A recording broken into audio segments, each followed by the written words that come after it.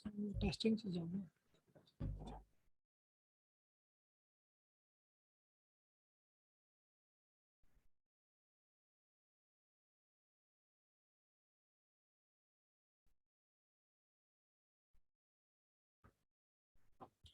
Hello, microphone testing 1 2 3. Hello, Bismillahirrahmanirrahim.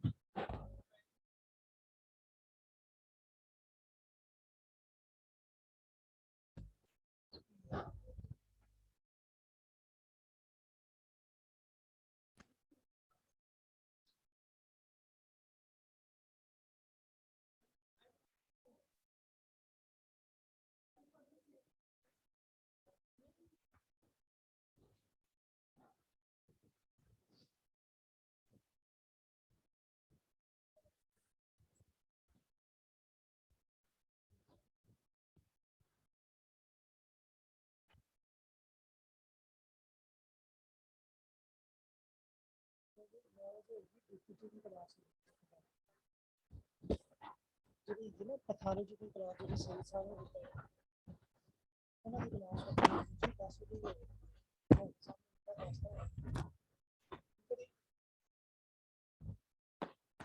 वो 10 बजे फर्क है।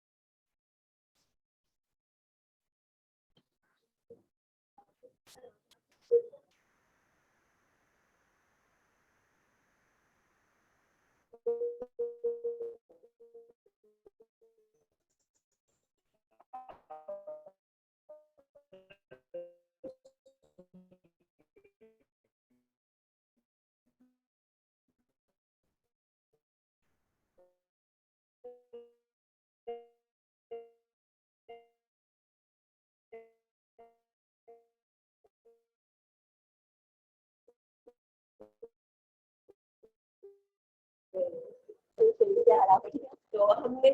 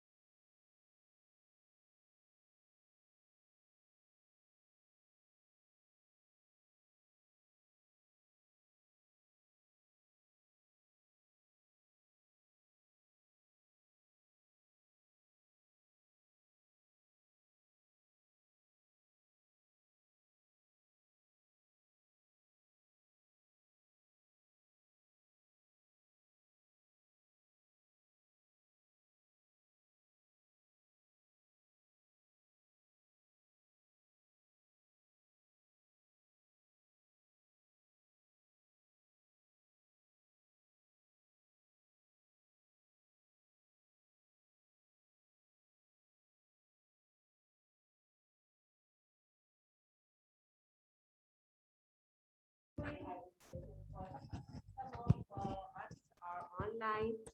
And thank you very much. Uh, and some of us are physically present in this session.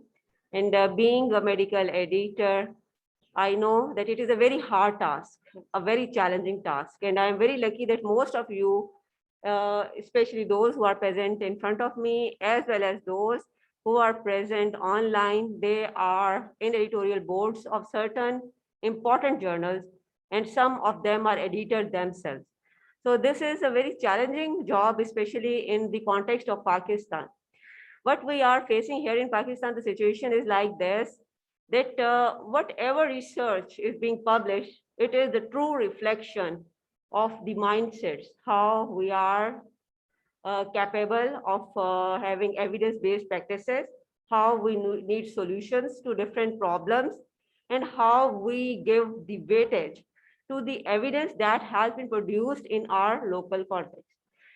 I would share many experiences during this course, and this initial session of 5 days will end up with a portfolio.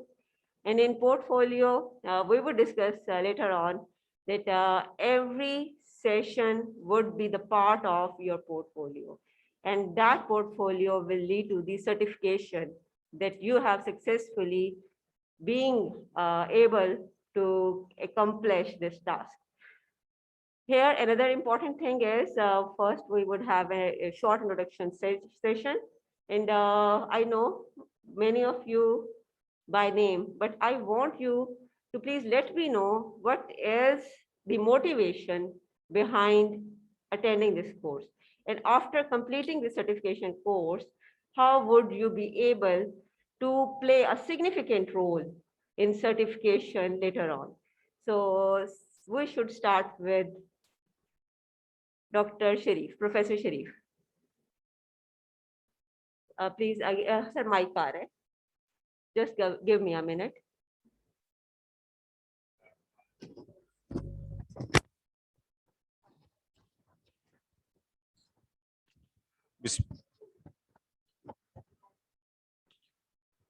Bismillahirrahmanirrahim. First of all, I'm thankful to Professor Dr. Sarah Afzal, who is the main key figure in this course from A to Z. So the question that what is the motivation behind this course? So इसमें मैं ये समझता हूँ कि सबसे ज़्यादा motivation तो वो है पार्ट ऑफ रिसर्च. तो रिसर्च पाकिस्तान में अगरचे हो रही है, और जो एज ए मेरे एक्सपीरियंस में जो रिसर्च हो रही है उसकी जो स्टैंडर्डाइजेशन है वो सबसे ज़्यादा तो वो ऑब्जर्वेशनल स्टडीज़ हो रही हैं, तो एविडेंस बेस्ड जो है वो नहीं हो रही. और जब मैंने एडिटर के पहले एक वर्कशॉप हुई थी वो अटेंड की, और उसमें जब मैंने देखा कि वो आर्टिकल दिए गए और उसको हमने असेस करना था कि इसके क्या फैक्टर्स हैं, इसके जो है इसको एनालाइज करें कि इसका स्टडी डिज़ाइन क्या है, इसका सैंपल साइज सही है या नहीं है. तो उसमें वो आर्टिकल वो थे जो पब्लिश हो चुके थे, और पब्लिश आर्टिकल वो होता है जिसको पहले रिव्यू किया गया होता है, इंटरनल रिव्यू होता है, एक्सटर्नल रिव्यू होता है.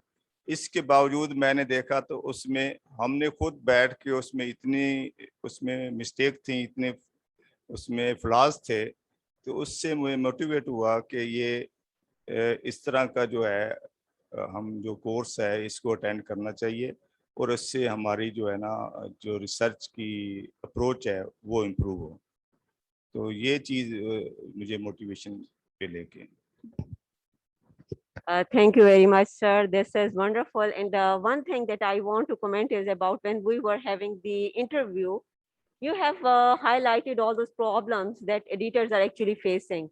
And one of the problem is that our research papers, they are not actually written according to the standards that are internationally applicable. So we have to do an extra work as an editor, as a reviewer, in order to make those research writings more meaningful. They have very important findings in them. They have that lot of patients that is perhaps not available in other developing countries. So those complications that are much not seen very commonly or rare, in other words, but how they have written it. And one of the key factor is that how to write research, that is one of a very basic thing. So the editor's job is more challenging, especially in Pakistan. I would also request the other participants to please share their experiences. Assalamualaikum. I'm Dr. Amina Afzal. I'm the Senior Registrar in Dermatology Unit 2 in Mayo Hospital. The reason I joined this course was that I'm already working as an assistant editor in the JPAD. And when I came across the different researches and I was checking them, there were many confusions that were arising on my part. The seniors were already guiding me, but I didn't have a set of guidelines that I could have followed easily. I had received no training in this, and it was only through my own questions that I was learning continuously. But when this course was announced, it was a very good opportunity to consolidate all my queries and put it into one form of a certificate I could ask here and get rid of all the confusions that I had already in my mind after checking the researches. So I just wanted to make myself more apt at what I was doing. Thank you very much, Amna. As you have said, whatever we are doing, it is the part of our experience. And most of us have the on-hand experience, and what we learned is through by hit and try. So there were 100 failures behind one success. So there are stories that we are here to share with each other so that those failures may not be repeated. As we all know that history repeats itself because we don't learn from our failures. So let us learn from each other, and let's have a more flexible type of discussion rather than just going through the standard and policies and regulations. I have shared all those writing material or all those assignments and the learning resources and the written material that has already been published and standardized with all the participants of this workshop. And why we are here after reading all this material, we are here to add up our own experiences, real-time stories, because that was not published anywhere. And that is the actual dilemma. Next, please. Assalamu alaikum. Good morning, everyone. I am Dr. Maviz Zahoor, and I am assistant professor in dermatology, Mayo. I am also part of the co-editor team of Journal of Pakistan Academy of Dermatology. So we are reviewing these articles every day, but still we come across, many a times I come across ambiguities, and I really want to polish my skill and know the technicalities of medical editing. So when this course was announced, I was really happy that under this umbrella, we would be able to polish ourselves, make ourselves more wise, more apt. Thank you so much. And I look forward to a very robust course. Thank you. I'm Professor Anila Askar. I just want to tell that I have a internal feeling for to have more and more knowledge, more and more knowledgeable, and to acquire new skills. So that's why I was editor of many journals before, but not with a, with a background knowledge or background terminology regarding the editing of a journal. So that's why I joined this course, and I hope I will learn more and I will be a better editor after this course. Thank you very much.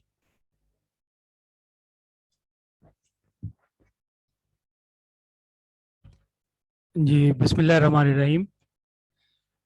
I am Dr. Mohammad Kashif, Assistant Professor Pediatrics at CME Hospital Lahore. Ma'am मैंने इसलिए motivation की कि जो हमारी fellowship में CPSP और university की तरफ से कोई वर्कशॉप्स नहीं होती थी रिसर्च मेथडोलॉजी पर, लेटर ऑन स्टार्ट्स हुई थी. तो मैंने रिसर्च भी की, लेकिन according to me that was not research, that was only audit. कि ऑलरेडी जो चीज़ें हुई हैं हमने उनको ट्रूली स्पीकिंग जो है वो कॉपी पेस्ट करके प्रेजेंट कर दिया. तो मैं ये चाहता हूँ कि मेरी जो ट्रेनिंग रह गई है ताकि मैं अपने जूनियर्स को ट्रेन करूँ, खुद भी अपने नॉलेज को इम्प्रूव करूँ अंडर दिस अम्ब्रेला कि हमें कैसे रिसर्च करनी है. I want to discover new things because I know about my field, but I don't know much about research methodology. That's why I am here to improve my knowledge. Thank you.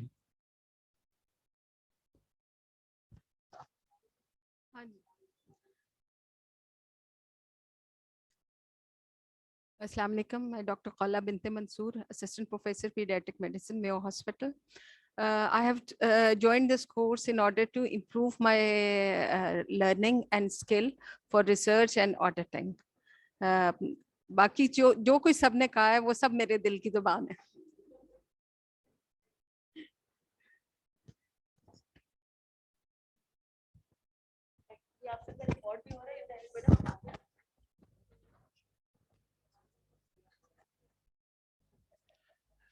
Thank you very much, ma'am.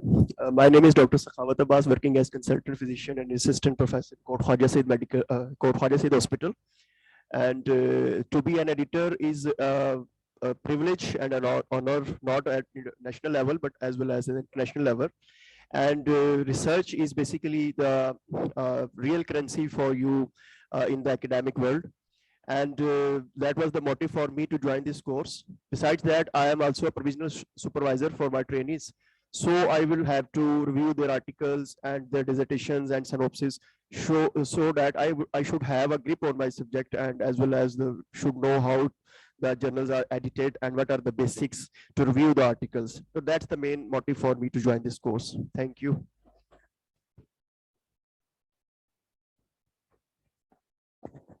अस्सलाम वालेकुम. मेरा नाम doctor Ali Raza है. मैं senior registrar हूँ orthopaedic surgery Mayo hospital में. इस course को ज्वाइन करने के लिए मेरे पास मोटिवेशन ये थी कि इससे पहले मैंने यूएचएस में सर्टिफिकेशन इन मेडिकल टीचिंग में एडमिशन लिया था. जब मैंने वो एडमिशन लिया था तो मेरे माइंड में सिर्फ ये था कि ये प्रमोशन के लिए हेल्प करेगा मुझे. लेकिन जब मैंने वो कोर्स किया तो मुझे पता लगा कि उस कोर्स ने मुझे कितना ज़्यादा चेंज किया.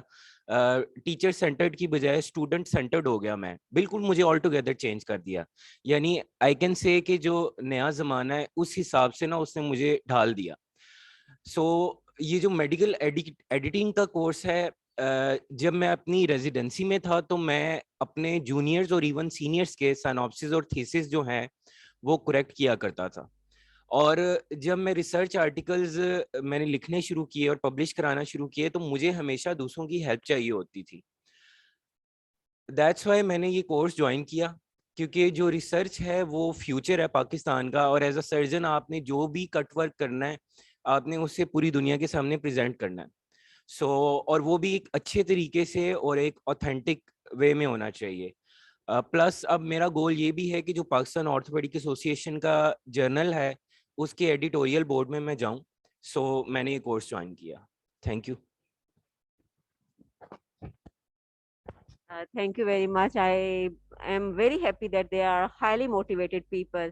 I would also like the chief editor of CMH Medical College, the journal of CMH Medical College, Dr. Farhat Ijaz with us. जी Dr. Farhat.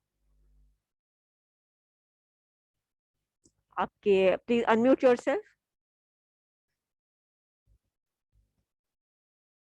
Please unmute yourself. Unmute कर. जी अस्सलाम वालेकुम. Am I audible to all of you? Yes, you are well audible. Assalamu alaikum ma'am, assalamu alaikum everyone. I am Dr. Farhat Ijaz. I am working as assistant professor in Department of Physiology. First of all, I would like to thank Madam Saira Afzal for giving me this opportunity to work and to learn under your supervision and mentorship. As I am working as editor-in-chief journal of CMH, so when this course was announced, this is the golden opportunity for me to learn more about medical editing. And as being a editor-in-chief, this is a prime job of mine to go through articles on daily basis and review them. So I'm looking forward to learn and to polish and to improve my skills. Thank you very much, everyone. Thank you very much. And we have also Dr. Rana Khurram of TAP, again a very diverse person who has the chance of serving as the reviewer in Annals of King Edward Medical University. And now he is in Punjab Institute of Cardiology. and he is in the editorial board of the Journal of Punjab Institute of Cardiology. Next to you, Dr. Rana Khurram. Assalamualaikum everyone, Assalamualaikum madam, everyone sitting, and it's really great to see you all in a golden opportunity of learning in medical editing. I have been associated with annals since last almost 9-10 years, working as assistant editor, basic medical sciences. So I just want to add one thing. I have heard the intro of everyone here.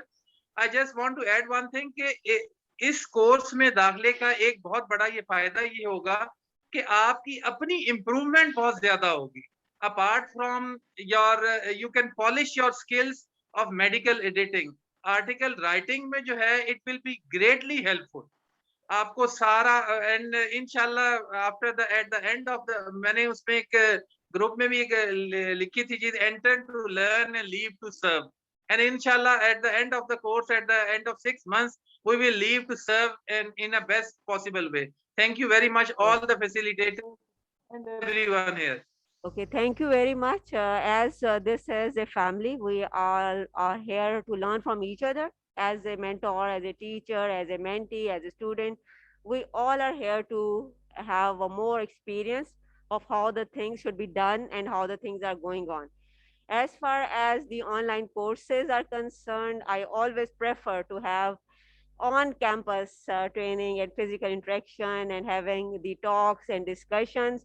So our last day would be on campus, and we are having a great person with us, Dr. Umar. Again, one of my pride is that he is my student, and he is the vice president in University of Pennsylvania, and he would tell more about research, and then we will formally start our first session. Thank you, Professor Saira, for having me. Assalamu alaikum, everyone. So my name is Umar Tariq. I'm a graduate of King Edward Medical University 2009, and I'm currently working as a vice chairman of interventional radiology at UPMC Susquehanna. I served as a reviewer for British Medical Journal, The Lancet, McGill Journal of Medicine, and Annals of Internal Medicine. I worked as a postdoctoral research fellow at Stanford University for 2.5 years, published 13 to 15 papers there, have presented over 50 abstracts in US, Canada, and Dubai. I have reviewed over 40 research papers. I personally feel that we see a lot of good things in Pakistan, especially in Mayo here, because we see a lot of pathology, but we fail to publish it. And what's the biggest reason for that? Because we don't know how to do it accurately. So if we can somehow figure that out, and अगर मैं बताऊं कि हम लोग सारे केई के बच्चे हैं या डाओ के बच्चे हैं आगा खान के, हम लोग जब तक यहाँ पे हैं, we don't produce that productive research, और हम बाहर जाते हैं और हम उधर के courses करते हैं, and then we are able to publish it. So what is that the difference? हम लोग students तो वही है ना सारे, यहीं से post graduation कर रहे हैं, यही सब कुछ. I think it's the guidance, access to accurate guidance. जब आपको पता लग जाए ना how to get something published accurately, so you're not moving round and round in circles. And couple of things that I will add really quickly. The first thing I noticed, especially जितने भी हम Pakistani doctors होते हैं, number one thing that we fail to publish in international medical journals is कि हम लोगों जितने मर्जी लायक हों, हम कई के हों या डाओ के हों, जहाँ के भी हों, हमारी इंग्लिश नहीं इतनी अच्छी होती और हमें पता भी नहीं होता कि हम गलत इंग्लिश लिख रहे हैं, बड़े कॉन्फिडेंस से हम लिखते हैं. So उसके लिए I teach all my students जितने भी IMGs हैं कि आप अगर बी कंसिस्टेंट, अगर आप ब्रिटन इंग्लिश में लिख रहे हो तो रेन एंड मार्टिन एक दफा पढ़ लो, और अगर आप अमेरिकन इंग्लिश में लिख रहे हैं तो एलिमेंट्स ऑफ स्टाइल एक बहुत अच्छी बुक है, रीड दैट. दूसरी चीज ये है कि another big reason I see कि हम लोगों के पेपर्स पब्लिश नहीं होते locally, we are reproducing the same stuff that has already been published, और यहाँ हम लोगों के जो goals होते हैं वो बड़े unique और clearly defined नहीं होते. तो these are two more things that जब भी आप research project करिए, do your research work beforehand कि भाई इस पे कितने पेपर्स पब्लिश हो चुके हैं. अगर उस पे 10 केस रिपोर्ट हुई है तो आपकी 11वीं केस रिपोर्ट नहीं जाएगी. अगर 10 सिस्टमैटिक रिव्यू हो चुके हैं तो आपका सिस्टमैटिक रिव्यू नहीं जाएगा, आपको मेटा एनालिसिस करना पड़ेगा. You need to add something to the literature. So if something has happened multiple times over and over, you can't just repeat the same thing and expect different results. सो ये हैं, और दो चार और चीजें हैं कि how to design a research study accurately. Biostatistics is another thing जो कि बहुत आसान है. हमारे एफएससी से बच्चे आ रहे होते हैं, उन्हें आता होता है, लेकिन हम जब डॉक्टर्स बन जाते हैं we forget how to do a t test, how to do a F test, how to use an Excel sheet. ये तीन चार बेसिक बेसिक चीजें हैं, अगर हम ये कर लें then we can easily publish in top international medical journals. One request that I have for all of you guys that are present here, कि reviewer बनना सबसे आसान काम है.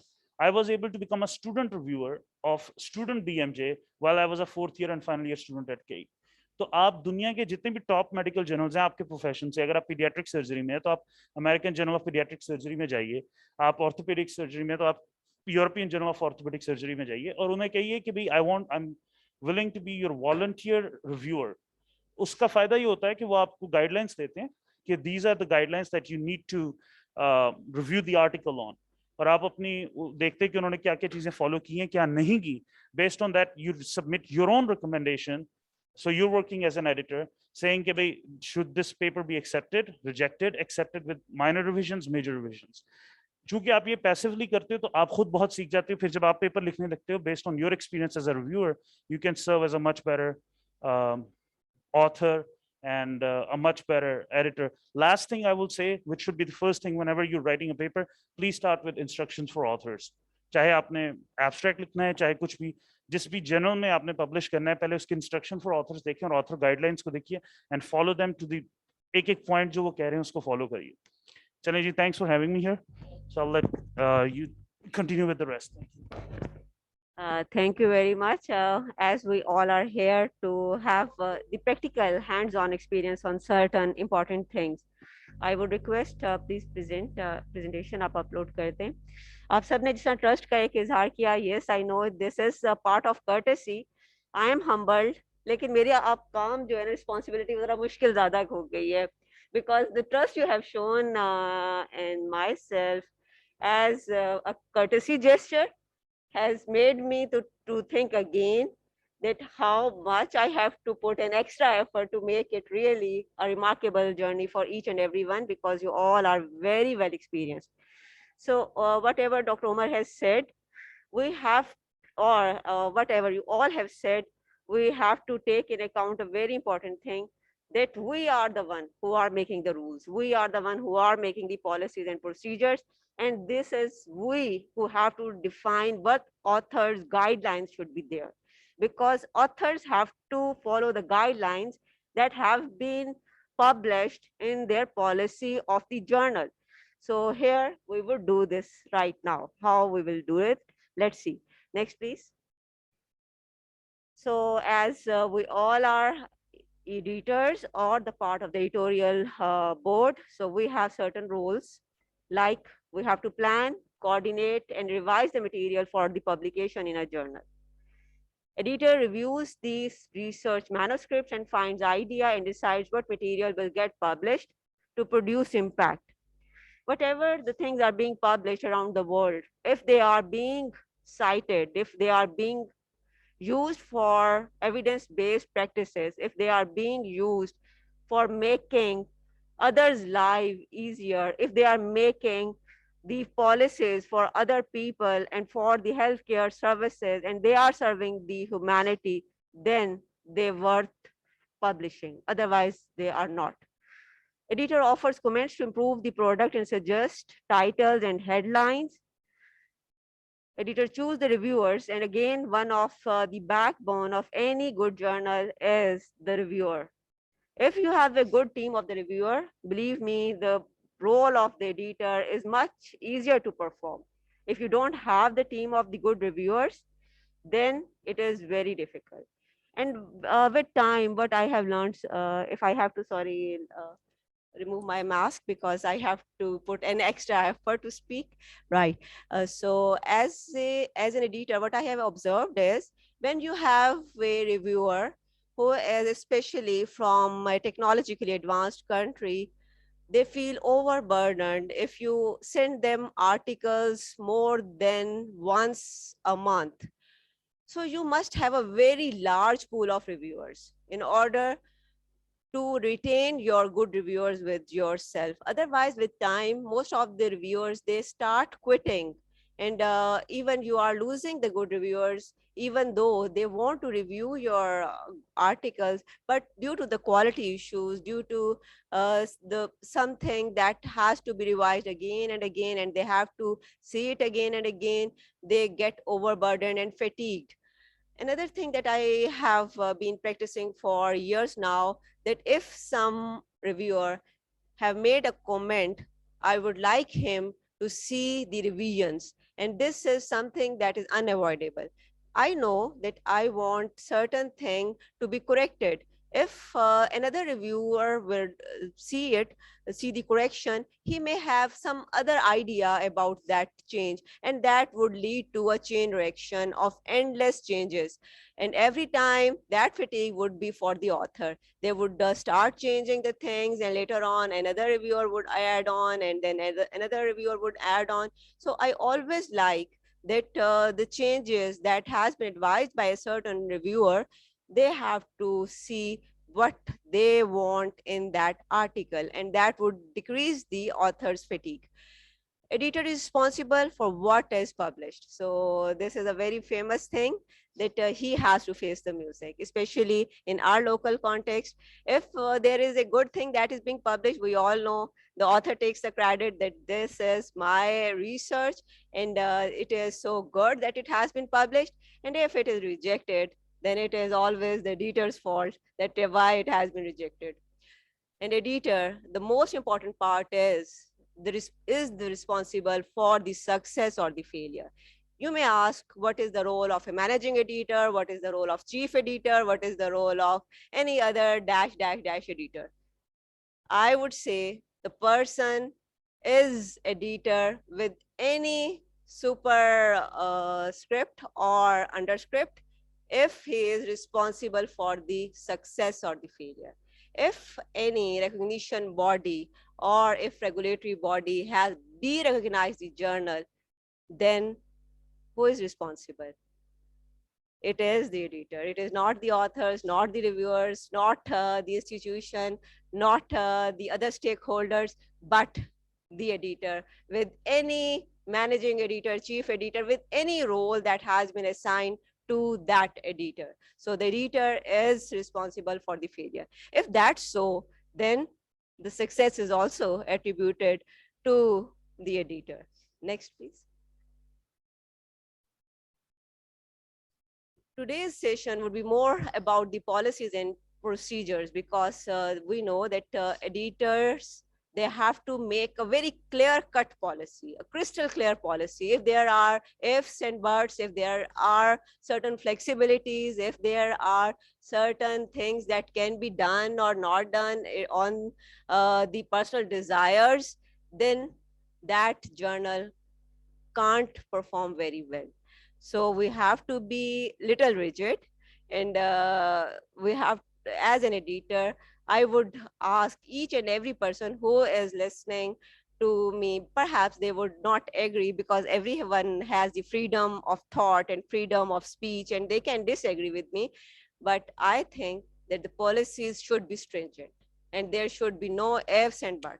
If Professor Sharif has submitted something and there are certain comments by the editor, the next time if Dr. Amina is submitting the same thing, the similar comments should be made by the editor. And this is the justice and veracity that is expected from the editor. And how it comes, it only comes through the clear-cut policy and having the same procedures for everyone. Second, we have to be very concerned or particular about the scope of the journal. If our journal is about pediatric surgery, our scope should clearly define it. It should not publish anything else. Similarly, when Annals of King Edward Medical University has clearly mentioned that it is for the progression of research for medical sciences, then the scope has limited access to any other things that can be published. Even just yesterday, I have a lot of discussion with one of my colleague in pharmacology, and he was of the idea that the animal studies, they are very beneficial for the advancement of human research. Why Annals of King Edward Medical University has not mentioned it in the scope? because I know that we have the limitation. When there are very good journals of zoology that are available with animal studies that are being published there, with the experts in the editorial board who can have a better comment on the findings, side effects, doses, pharmacodynamics, pharmacokinetics, then our scope is not having animal studies in our journal. Similarly, the format, it has to be decided in policy and procedures. The management, how the flow of the article from the submission till the decision and publication would be managed. It should be crystal clear. All the flow charts that has to be made available for the authors and for the stakeholders who can get the chance to know how their article would be dealt with. Second important thing is there are certain regulatory authorities and they want to know how the publication ethics they are being dealt with. If there are any issues of appeals, if there are any plagiarism issues, if there are certain redundant publications or duplicate publications, what are the procedures that are addressing those things? So they should be crystal clear. Now, the next is the ethical issues. From the management to the ethical issues would be covered in the next session. So my part is mainly making the policies for the scope, aim, format, and how to launch a journal, a new journal. Next, please. So after having the roles, let's discuss the responsibilities of an editor. These are the type of the things that perhaps they are not present in any written or published form, but this is what we have been discussing with the editors over time. We have been doing certain workshops, sessions, through Higher Education Commission Pakistan, through Pakistan Medical and Dental Council, and other regulatory authorities. And we have discussed it and brainstormed it, and we come up with that it is the responsibility of the editor to promote the journal to the peers and colleagues. You know, there are thousands and thousands of journals. As many of us are already, they are the part of the editorial board of certain journals. Even the editor of BMJ, he is the part of the editorial board of Annals of King Edward Medical University. Just 2 days before, we have a very good meeting with Professor Abbas Alawi, who is in University of Pennsylvania. He has more than 2,500 published articles with 60,000 citations. And we are very glad to have him as the reviewer and the editorial board member.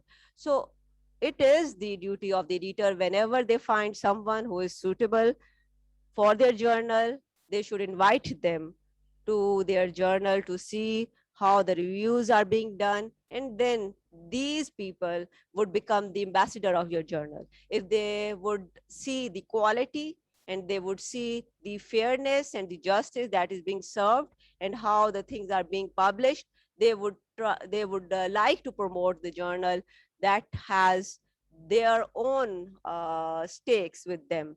So I would like all the editors to promote the journal to their peers and colleagues. The next important thing is editor provides strategic input to the journal. Again, sometimes we have a very clear-cut policy about certain things.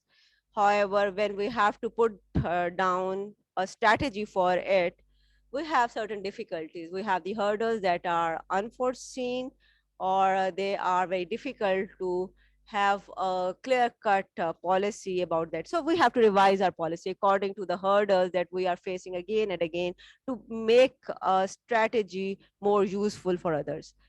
Again, editor suggests possible strategies for development as well as discuss suggestions with the peers. And it is not a one person's job to do all these things. एक वर्ग एक 11 होते हैं. So I believe that when the editor starts working with collective wisdom and taking the feedback, especially from the editorial board members and reviewers, they are those who suggest about the possible strategies, and everything should move with collective wisdom. Editor engages the editorial board members on the progress of the journal and updates. I have stressed and emphasized it again and again that the editorial board members, they are very important for any journal, and it is the responsibility of the editor to engage those editorial board members in different endeavors and discussions and the problem solving for that journal. Editor includes others on the ideas for editorial development. And whenever there is a good person who can contribute to the editorial board, that person must be included with collective wisdom again. It ensures that the subject matter of the manuscript reflects any change of the direction in the field of study to incorporate newly emerging work. As we have seen in COVID-19, yes, again, we have different issues starting from the epidemiology. It was not well known. Then we know that what were the effects on the old age population. Now we know it very well. But at that time, we were not much aware of its effect on geriatric population. What about the pediatric population? Even till now, we are having certain alarming situations where the COVID has caused multi-system inflammatory disease in children and so on. So it is the multidisciplinary approach. And whenever there is some new challenge or there is emerging work, the editor should take the responsibility to direct the editorial board members as well as the authors to incorporate that emerging work in their journal. Next, please. So the journal is a very dynamic thing. It is not static. For example, if someone says that our journal is established in 1995, we have regularly updating the policies. Initially, we made a policy that after every 2 years, we would update the policies, regulations for our journal. But with the emerging new technologies, especially IT technology, it is more frequent now. And after every 15 days, all our subsections headed by the subsection editor, who is the specialist in that field, they are holding the meetings in order to revise the strategies. And sometimes if the strategy is not sufficient for planning, they are here to give the new strategy for incorporation in the document. So why do we need policies?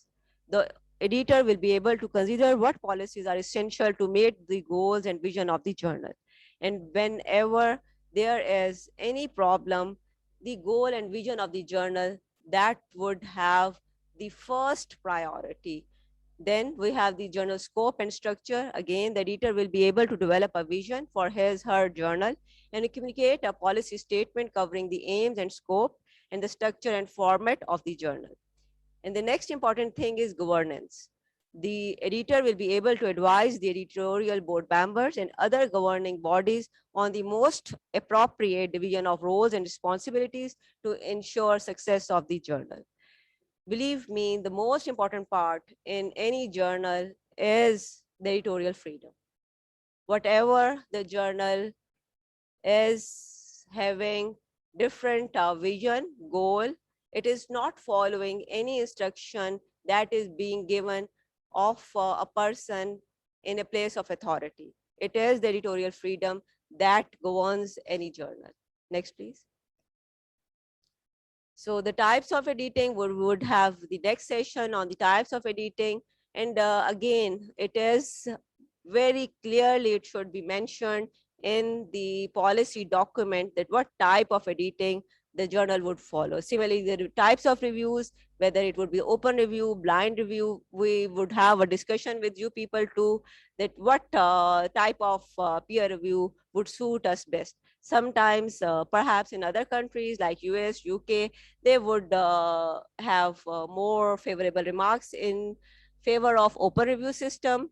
But here in Pakistan, we have to consider our local problems, local context, and we have to go in different types of editing and reviewing, and we can even make a hybrid of success, because in the end, the thing that matters is publication. And each paper that is written today, it would remain even after centuries, and it would be taken as one of a good resource material of our times, if even if we were not alive at that time. So the types of editing, types of reviewing, our aim is to produce a good written work or publication. Next, please. Ethics and publishing, again, the editor will be able to establish and implement the ethics policy for the journal. We know that there are committee of publication ethics. There are clear-cut guidelines that are available, and we have to adopt it. And we would have later discussions on the lifetime or the real life scenarios, how the ethics and publishing, they are so necessary to have the discussion again and again, when to report and when not to report, how to solve different problems and when not to solve. So management, the editor will be able to determine the optimum management system to ensure sustainable publication of the journal.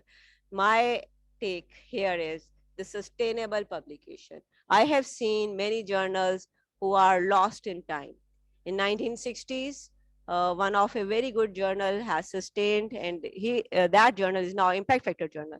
All those journals that were established in 1960s, even I can't see any of their copy, or even no one can even name them. So the sustainability is again a very important thing. I have even seen international journals. Many of them have lost their impact factor, have lost their identity, have lost their credibility over the time.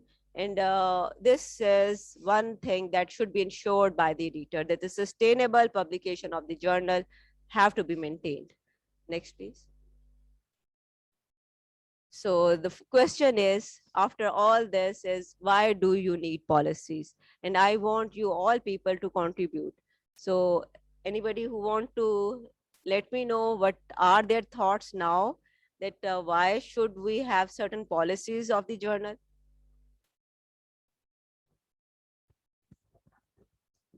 To avoid chaos. Given set of rules and policies always discipline any system that you incorporate into. So I think without policies, anything would be haywire and there wouldn't be any organization in the structure and the functionality and the impact of the publications, quality, maintenance. It's all linked together.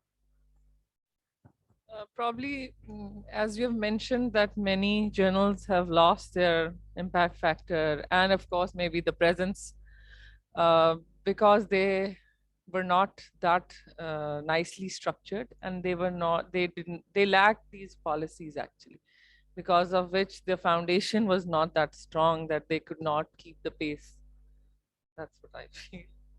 I think many researches are very broad based, and many problems arise while you research or while you want to publish. So we should have some policies, because we can't cater all the needs of everybody. So we have a clear cut policy for one provided journal, so that we can go on a smooth path by following that policy. I think this would be the reason.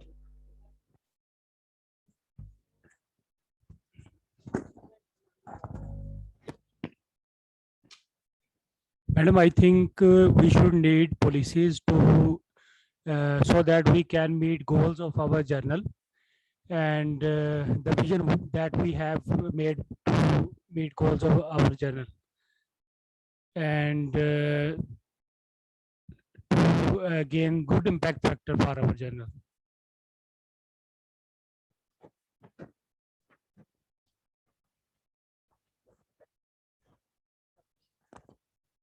This for any task, whatever you want to set, start program or journal, there is a need of policies.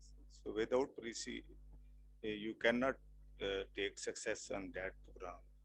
And the advantage of policies is, one is on this local issues which arise during this publications and like legal issues. But another important thing is that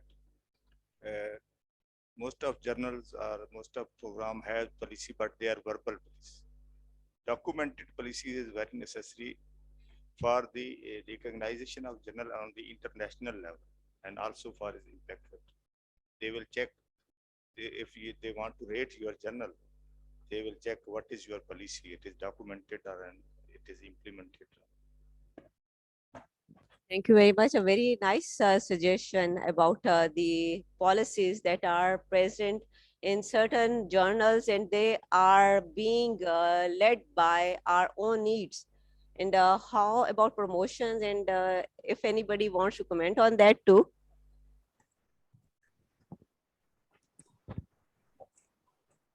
ma'am एक तो जो sir ने point बताया है वो बड़ा valid point है. जैसे मेडिसिन की जितनी भी फील्ड्स हैं, post graduate for example courses जिसमें करिकुलम होता है इन रिटन, तो जर्नल्स का भी जो है पॉलिसीज उनकी इन रिटन होनी चाहिए अगर आपने इंटरनेशनल स्टैंडर्ड्स को मीट करना है. प्लस ये है कि इस तरह जर्नल्स की credibility, standard, impact factor better होगा और वो बेटर कैटेगरी में फॉल करेंगे. और सबसे इम्पोर्टेंट ये है कि इंटरनेशनल लेवल पे उनकी रैंकिंग भी इंक्रीज होगी. मतलब इट्स अ मैंडेटरी थिंग कि इन रिटन पॉलिसी होनी चाहिए. और वही है कि पॉलिसी जैसे आपने बताया कि रिवाइज भी होनी चाहिए. जैसे कई जर्नल्स अपनी क्रेडिबिलिटी खो चुके हैं, इवन दे आर वैनिश्ड, तो ऐसा कुछ ना हो जर्नल्स के साथ.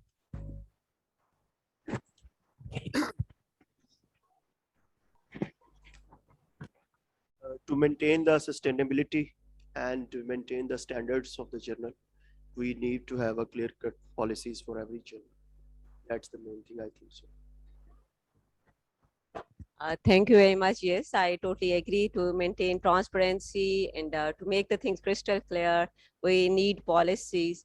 And these policies differ from different areas, from different geographical regions. And Dr. Omar, you will be astonished that here, most of the people who are publishing, it is because it is needed for their promotions.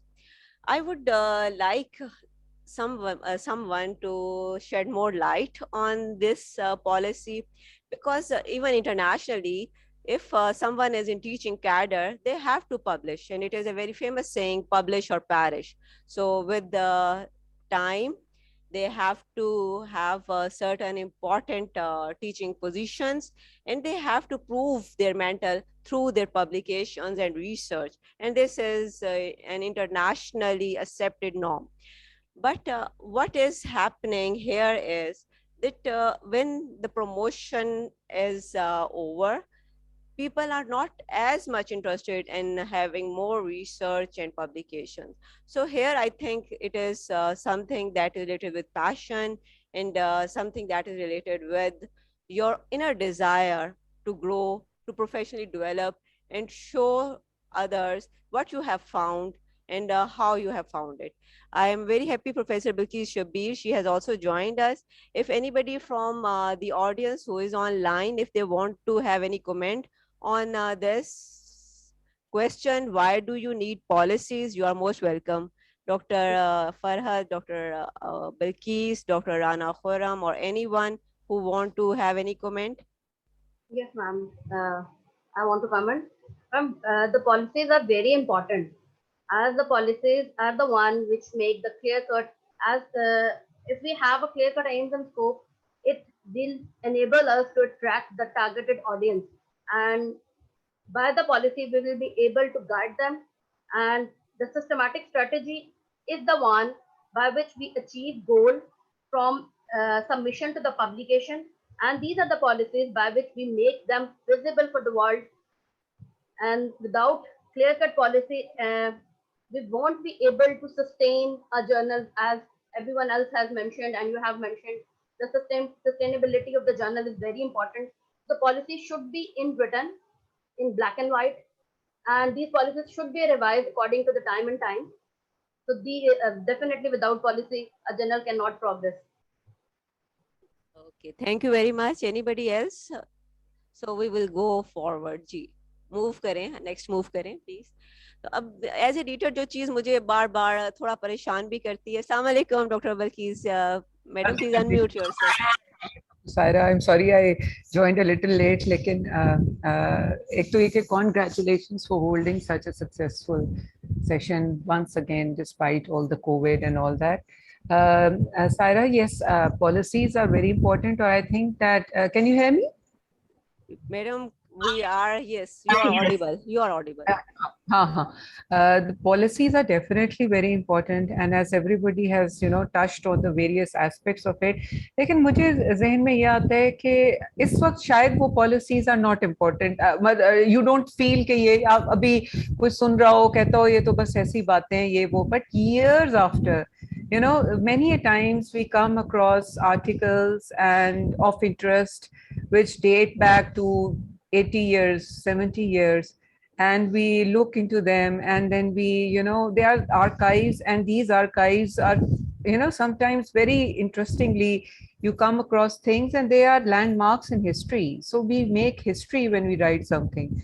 You belonging to the subject of epidemiology, the other day I was delivering a lecture on enteric fever, and I was just, I just dug into the history of Typhoid Mary. And it was so interesting. And it was published in a book known as The Fatal Fever. And it was a book, it wasn't a journal, but it was a book. And it was so interesting. And I just related to, and he had given, it's written by a female writer, and she has given references of the various articles that were published back in those years. So, I mean, these are landmarks in history, what we are writing today. So इस वक्त हो सकता है मेरा एक सादा सा article हो कि जी कोविड में you know, the effect of COVID on the kidney, but you know, years later, when I don't know what catastrophe खुदा ना खास्ता, if we do exist, we face, these would be, you know, something which we catch. And it's, yeah, whenever we write something, there should be a level of responsibility that we are contributing to the, ये नहीं कि मैं होके एक छोटे से अस्पताल में काम, मतलब पाकिस्तान में एक छोटे से अस्पताल में काम कर रही हूँ और मेरा 60 पेशेंट्स पे डेटा है, तो इसने क्या डिफरेंस मेक कर देना. No, I think that we should have this in mind. जैसे हमेशा Saira, you know, inculcates in us that, if you don't, she just said, if you don't publish, you perish. So I think कि ये वही वाली बात है कि these policies are so important to follow, and so important because we are making history when we write something. So this is something which I really wanted to share at this point. Thank you, Professor Bilkis. Your backdrop is beautiful, full of books and journals and it is as if you are sitting in a library. So all these journals and books, they are very important for making the right decisions. And this is so important that I want all the participants to make a policy for a journal, and we would have a on-hand practice on this. So as all our audience, they are very much well aware of the importance of this important thing that is called policy, and how we have to react with the challenges. As Professor Bilkis has said, that perhaps this is the challenge of today's time, but its worth, its value would be determined by the next generations, even when perhaps we were not even would be there to see how our publication is being given the due credit or citation later on. So this is how it will keep its identity over time. The same thing that has to be reflected in the importance of the journal.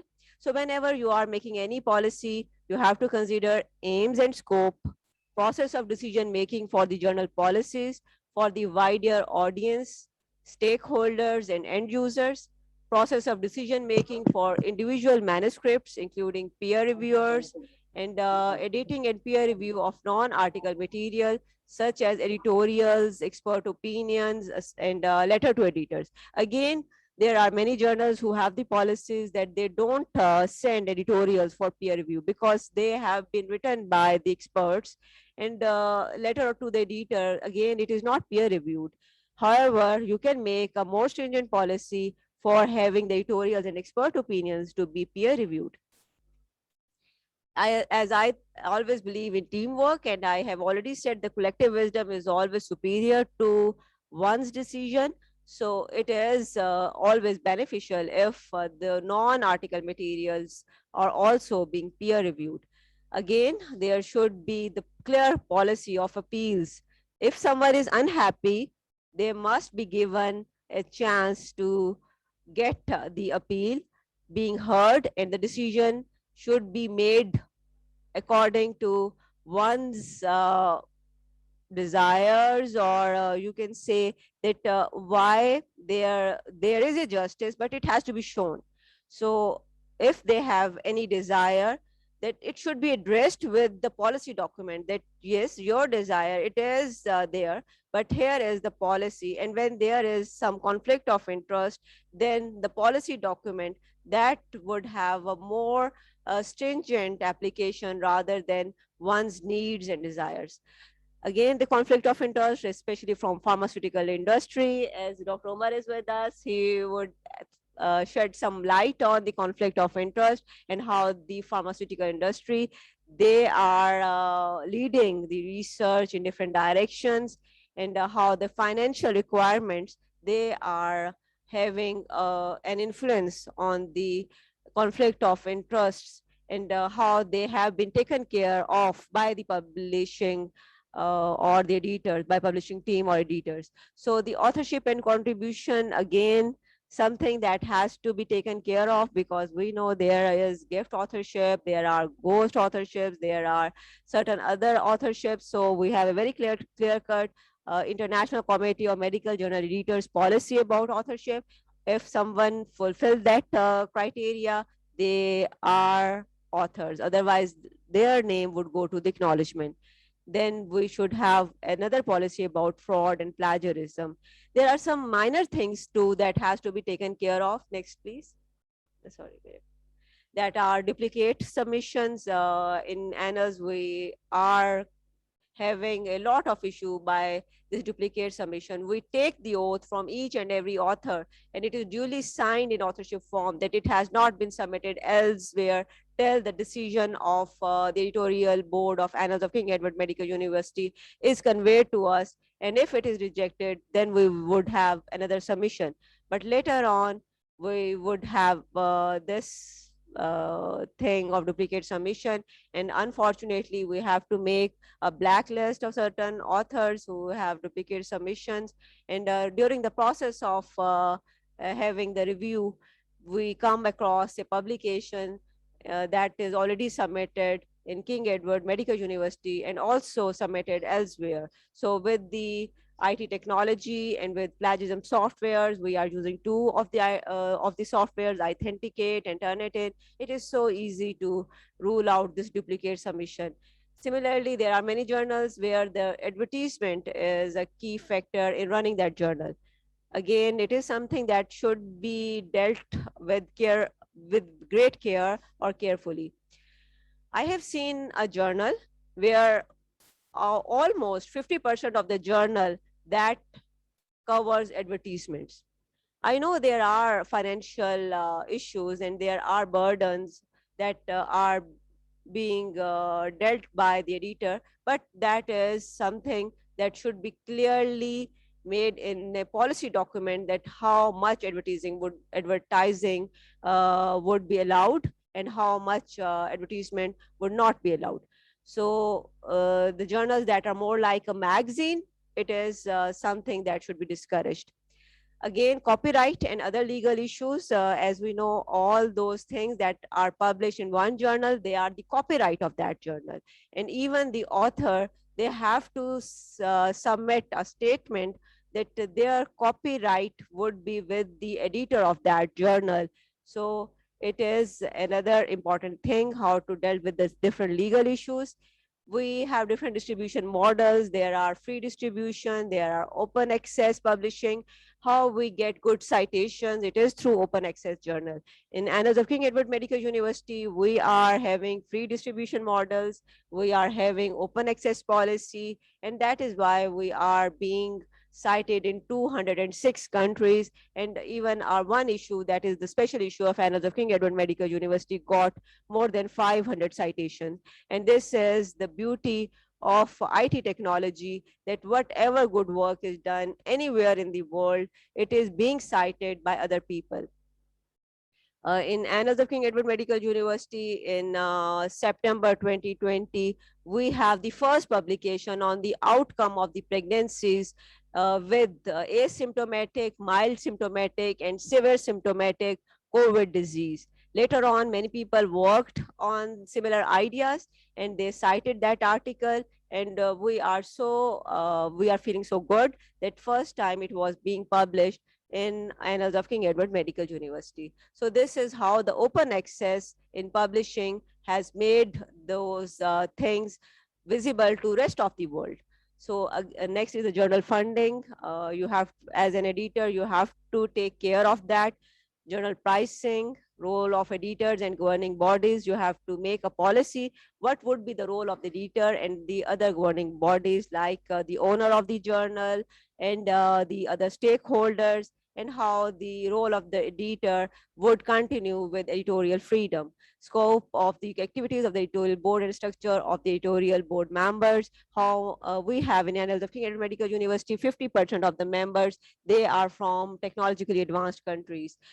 We have the advisory board, all is from technologically advanced countries, as well as the retired professors who are not working or who are not associated with King Edward Medical University. Similarly, we have the scope of activities of the editorial board, and each and every member, they know what is their role and how they have to perform it, starting from the advisory board, from chief editor, managing editor, editor, associate editor, section editors, assistant editor.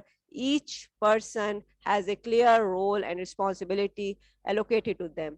And again, another important thing is the communication of research, how to practice good solutions that are being communicated by research. Again, it is one of the important thing that should not be missed while you are writing the policy of your journal. Next, please. So here is the group activity. We were having a lot of discussion about the journal scope and structure. Now the group activity, I would like different groups to formulate a title and suggest a scope of your journal, and propose a structure for a new journal and develop a content page. I would like you to develop this journal. If it is a new one, then it should not be a very common topic or a scope or a very common type of a journal, but something specific about it, right? As we are having more specialty based journals, so I would like those who are in surgery to make one group, all those who are in medicine and light to make one group, and those who are present online, if they can make one group, we would have more discussion after few minutes.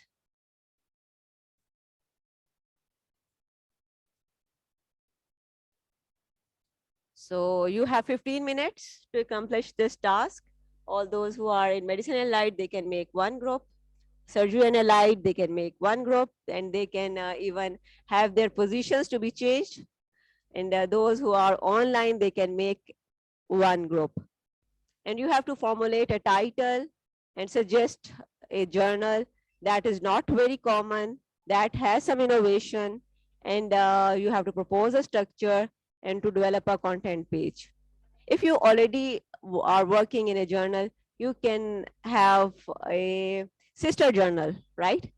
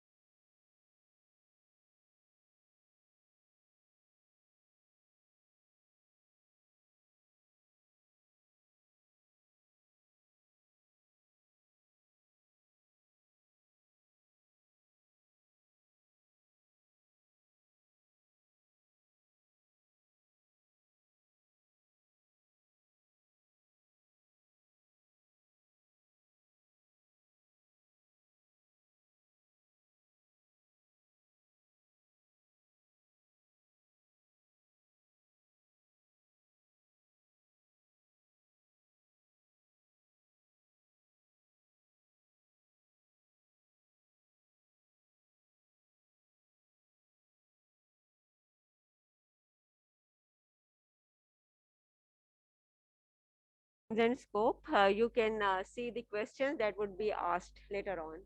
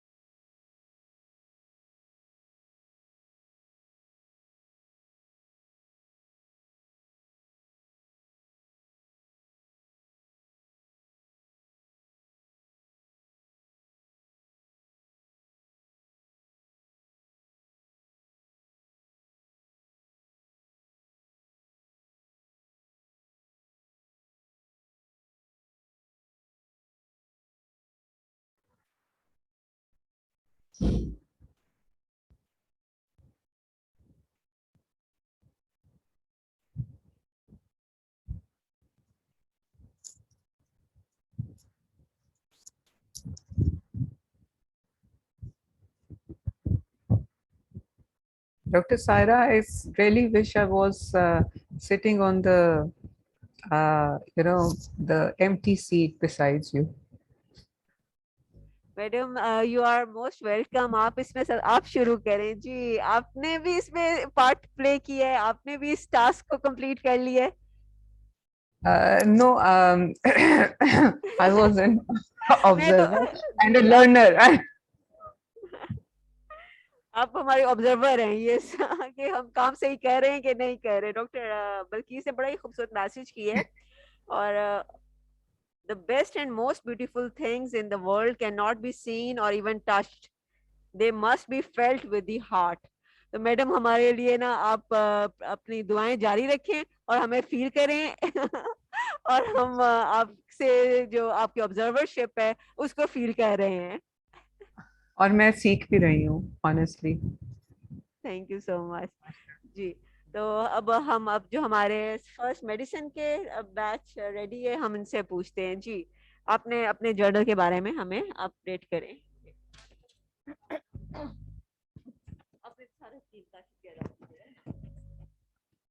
जी हमारी team में मैं हूँ doctor Amna, doctor Mavish, doctor Aneela, doctor Khaula, doctor Sakhawat. तो हमने जो journal design किया that's the journal of paediatric dermatology.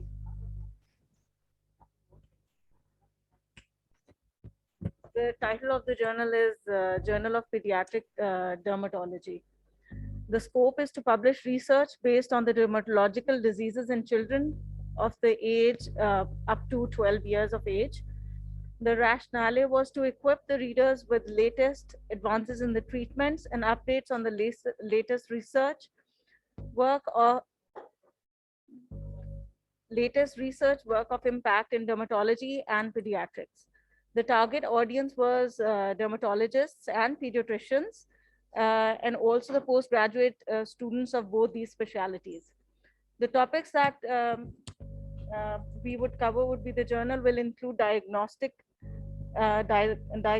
management approach, as well as the advances in the said fields, including the latest trends of respective specialties. The types of articles that we would cover would, the journal would include letter to the editor, the editorials, original articles, case reports, review articles, some commentaries or pictorial essays. Now coming to the structure of the journal. The structure would include the title page, which would have the name of the journal, which is Journal of Pediatric Dermatology. We would give the website of the journal, and we would make one or two highlights of the most special articles or some latest updates. We'll give a few highlights on the main page. And then at the end of the page, we'd have the logo of our journal, and we'd write it's a publication of the Journal of Pediatric Dermatology. Then in our team for this journal, we'd have the editor-in-chief. We would also have an editor, associate editor, the assistant editors, the publication manager, editorial board, from Pakistan and overseas. We'd mention all that. Then the subscription, the free subscriptions that we'll be giving, and the rate of the subscription, the price of the journal, and the copyrights would be mentioned.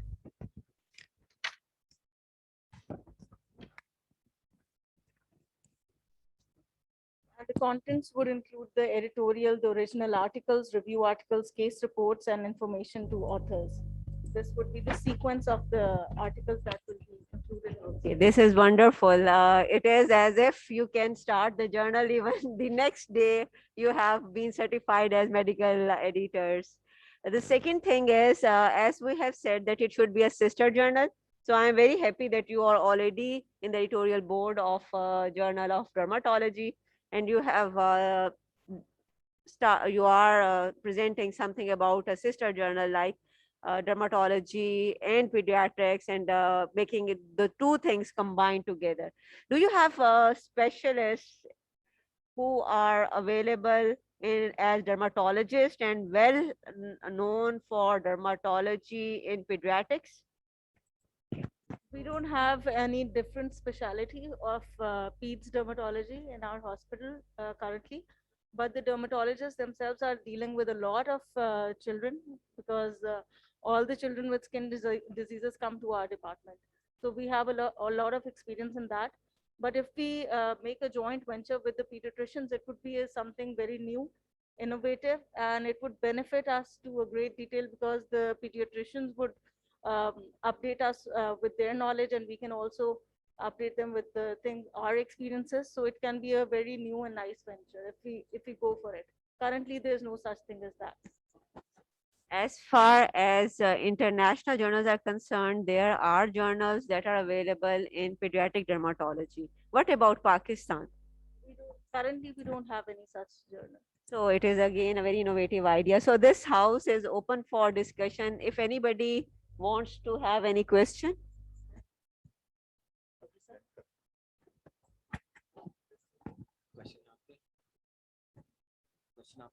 Anyone has questions?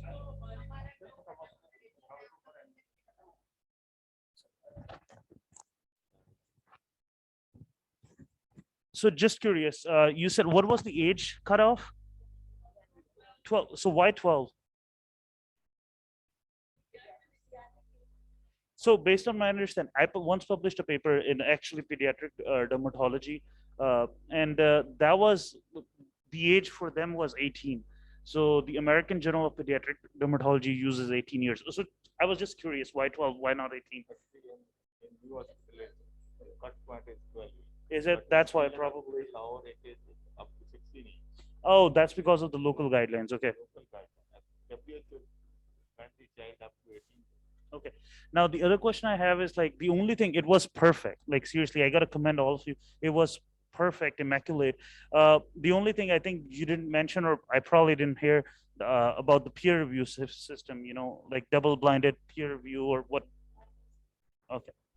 Yeah, that's the only thing. Other than that, it was perfect. Good, great work. Thank you.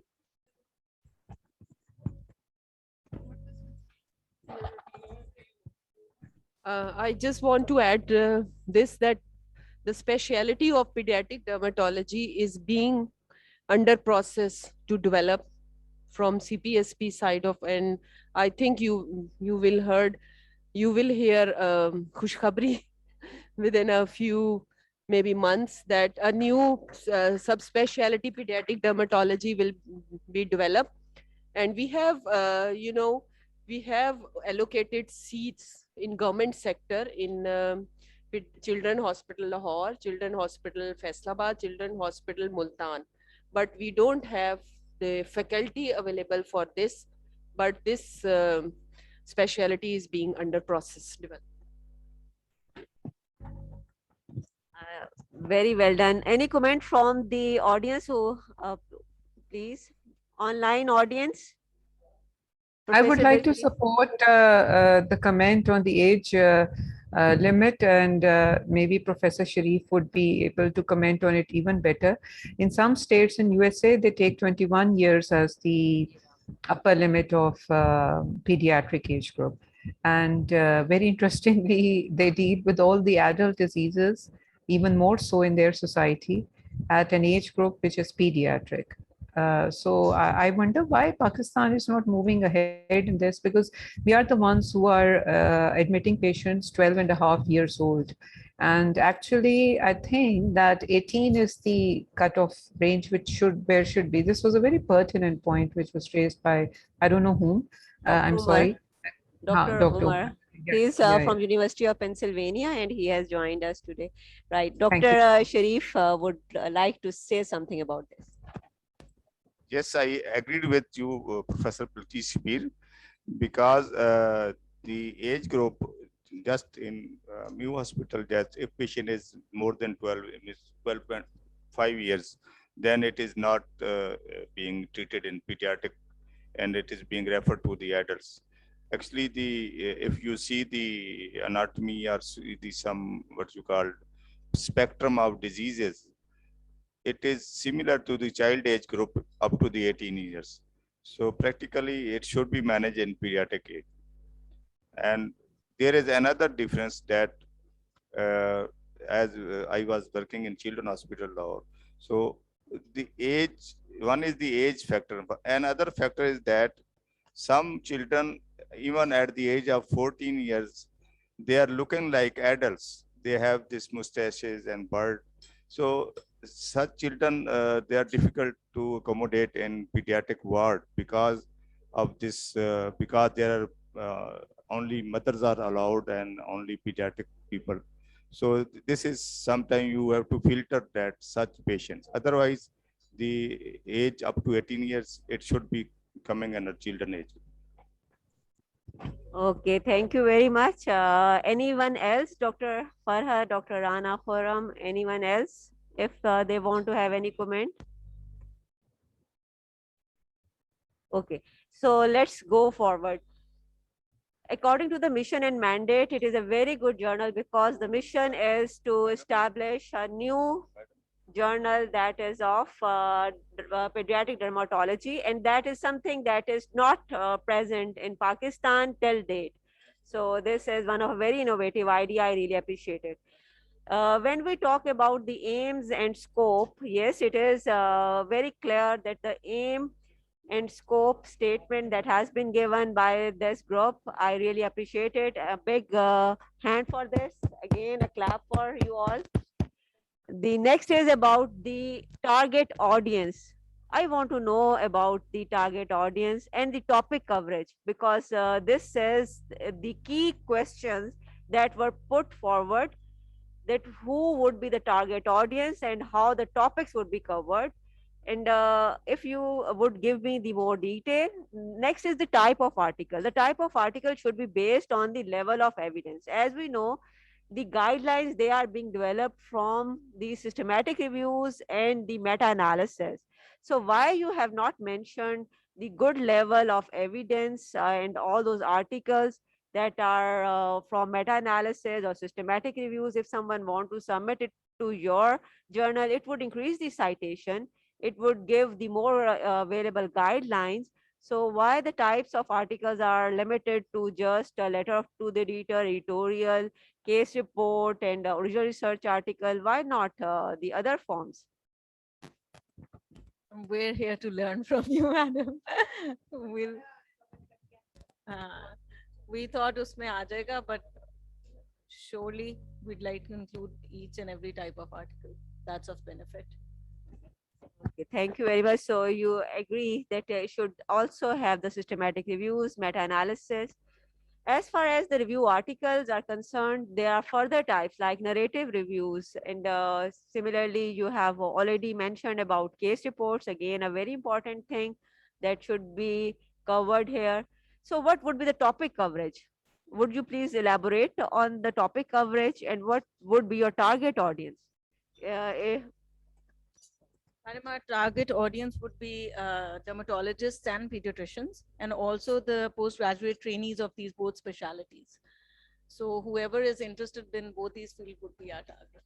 Okay, I would suggest that your journal should be IT based, and you must have our next session, the next day, we would have the whole session on open journal system and ID technology use in the journal. So your target audience would not be limited to a certain age group in Pakistan or the certain students in Pakistan. It would be all over the world, because research is a commodity that has to be available to all the people who are serving humanity. Madam, in the title page, I also elaborated that we'll have a website of our journal as well. So that automatically means that people who are interested abroad can also have a look at that. right? If someone wants to have a guideline about the pediatric dermatology, like, and the diseases of public health importance like scabies, and there are many nutritional disorders that have dermatological presentation, and as yeah, and they are very important for public health point of view.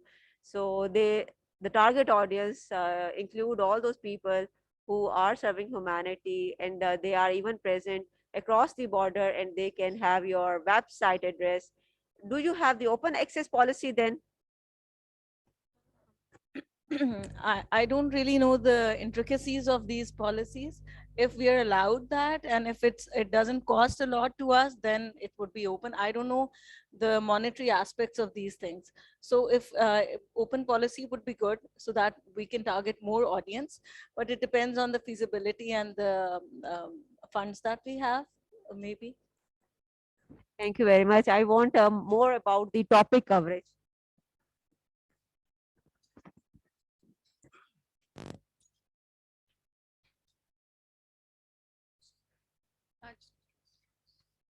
Madam topic coverage में हमने diagnosis management and latest research going on and latest research trends for common skin manifestation of common diseases and rare diseases, and also common not only common skin diseases but also dermatological manifestations of systemic diseases. We will cover all these topics in our journal, and we will as we have already discussed about the age from birth to 12 years or 18 years according to the policy of the journal. Okay, thank you very much. So your topic coverage is very wide, and as I understand, it covers many dermatological aspects of our child population. Again, the age is very important in order to determine that all those things they are covered in the journal. But this is so exciting to learn about this journal that it is something that is doable. So now next to Dr. And innovative. Madam, my team includes Professor Sharif, Dr. Ali, and Dr. Kashif. And title of our journal is Journal of Pediatric Burns. And aims and objectives: number one, our journal include novel, prospective, and pilot studies. We will prefer these studies. Number two, our journal will accept original articles, case reports, and review articles. Number three, our journal will provide platform for research related to pediatric burn patients. Number four, our journal will target pediatric surgeons, plastic surgeons, healthcare providers, and community as well. And rationale of our pediatric journal is this: because the pediatric burn patients have differences in clinical presentation, management, and complications as compared to burn in adult patients. So we should need a platform so that we can research regarding pediatric burn patients. The second point is, in our community, especially in Punjab, there are very myths regarding the treatment of pediatric burn patients. जिस तरह cracks हैं कि मसाले की पट्टियां कर दें, फलां चीज़ों की पट्टियां कर दें. We need a journal so that we can educate people, educate community about the pediatric burn patients and complications. And we also want to we also want to increase knowledge of healthcare providers so that there should be more pediatric burn departments in all over Pakistan so that these patients can be managed in better way. And the next point is structure of our journal, and Dr. Alizadi will tell us about the structure of our journal. First, I will talk about the topics covered in our Journal of Pediatric Burns.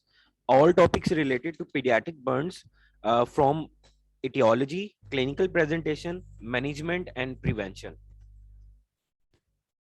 And our structure of this new journal will be having chief editor, associate editor, assistant editor, editorial board, advisory board, reviewers. Our journal will be in both printed and electronic form. It will be a online journal system. It will be peer reviewed. It will be open access journal. Initially, it will be free of cost. Later on, it will be paid when it will be recognized by relevant relevant recognizing authority. We will have a proper funding and structured abstract, as well as we will deal with plagiarism issues. We will mention authorship guidelines. Our abstract should be structured. There should be no conflict of interest. There should be no duplicate submission, and copyright issues should be taken care of. And plagiarism as well. Thank you very much. Again, a brilliant presentation. So I would open this house for discussion and welcome Professor Zahid Kamal. Dr. Zahid Kamal, please have a seat here. Hi, please. Or we warmly welcome Professor Zahid Kamal. Dr. Zahid Kamal अभी एक present हुए journal और अब हम उसके M scope discuss करने लगे हैं. ऑलरेडी उनको जो हमने टास्क दिया था, मैं आपको फॉर्मुलेट इन्होंने टाइटल करना था. टाइटल शुड बी इनोवेटिव और उन्होंने अपना स्कोप बताना था, एम एंड स्कोप. इनको अगली स्लाइड पर हमने क्वेश्चंस भी दिए. इन्होंने एक ऐसा न्यू जर्नल स्टार्ट करना था, उसका एक कंटेंट पेज भी डेवलप करना था विद पॉलिसीज के क्या पॉलिसी होगी इनकी, डिफरेंट पॉलिसीज को इन्होंने उसमें डिस्क्राइब करना था. एक बहुत जबरदस्त इन्होंने जर्नल बर्न पीडियाट्रिक्स के ऊपर इशू कर रहे हैं. Again a very important topic that is very close to my heart. और जहाँ तक इन्होंने बात की कम्युनिटी के अंदर ऐसी प्रैक्टिसेस हैं, मसाले, मिर्चे, टूथपेस्ट का तो मुझे पता था कि वो बर्न पे लग रहे हैं, लेकिन आज आपके साथ डिस्कस करके अंदाजा हुआ कि कम्युनिटी में कुछ ऐसी प्रैक्टिसेस भी हैं जो कि मुझे भी नहीं अभी मालूम. I truly believe कि आपने ये सारी चीजें देखी हैं. तो जो आपका मिशन है that is very clear to us. अब ये हाउस ओपन है डिस्कशन के लिए. अगर आपके कोई कमेंट्स हैं, you are most welcome. Doctor Umar, आपका एज वाला कमेंट तो यहाँ पे ही बनता है. एज वाला नहीं, very good presentation. You pretty much hit everything that was needed. So बहुत अच्छे आपने वो किया.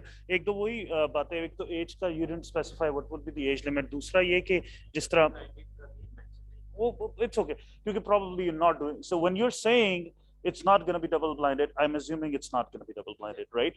So if it's not going to be double blinded, you don't need to mention it. दूसरा ये कि meta analysis आपने include नहीं किया. Either you can say systematic review including meta analysis. वो अच्छा. तीसरा जो है ना advisory board, एटलीस्ट मुझे सिर्फ अमेरिकन जर्नल्स का आइडिया. तो एडवाइजरी बोर्ड मैंने बहुत कम देखे हैं. I've never seen it in a journal. तो उसका रोल डिफाइंड नहीं होता. ठीक है, रिव्यूअर्स का रोल डिफाइंड होता है, चीफ एडिटर का डिफाइंड होता है. एडवाइजरी बोर्ड जो है वो I think that's probably a term we use here. तो एडवाइजरी बोर्ड जो है आई डोंट नो, तो वो थोड़ा वेग है. और when you say advisory board then we need to specify कि उनकी जॉब क्या होगी, what will their jobs be. And उसके अलावा एक चीज थी लास्ट वाली, हाँ, structured abstracts. So when you're saying structured abstract, उसमें ये है कि फिर then you need to specify कि what structure do you mean. ठीक है, और उसकी वजह ये है कि हाँ जी, और उसकी वजह ये है कि देखें जो भी स्ट्रक्चर्ड एब्स्ट्रैक्ट्स है ना, 15 डिफरेंट जर्नल्स हैं और उनके 15 डिफरेंट रिक्वायरमेंट्स हैं. टू द पॉइंट कि इट्स सो वियर्ड. लेकिन कुछ जर्नल्स कहते हैं जी हमें एम लिखवाना है, कुछ कहते हैं पर्पस चाहिए, कुछ कहते हैं ऑब्जेक्टिव चाहिए. इट्स द सेम वर्ड, लेकिन अगर आप तीनों वर्ड्स को फ्लिप कर दोगे, आप एम की जगह पर्पस देंगे या ऑब्जेक्टिव की जगह आप कुछ पर्पस लिख देंगे, वो आपको रिजेक्ट कर देते हैं. तो व्हेन यू से structured abstract, that in itself doesn't mean anything. उसमें आपने स्पेसिफाई करना है कि अच्छा पर्पस है आपका, क्या आपने डिफाइन करना है पर्पस क्या है, मटेरियल्स एंड मेथड्स आएंगे आपके, और उसके बाद रिजल्ट्स हैं और कंक्लूजन है. अनलेस यू आर स्पेसिफाइंग कि आपके स्ट्रक्चर्ड एब्स्ट्रैक्ट का स्ट्रक्चर क्या है, then that doesn't mean anything. Right? Absolutely. हाँ 150 words. अच्छा अब जो structured abstract की ये counting है ना, यहाँ वो word limit में होती है, यहाँ वो character limit है. आप word limit कर सकते हैं 150 to 450 words, या आप ये कह सकते हैं 2000 to 4000 characters.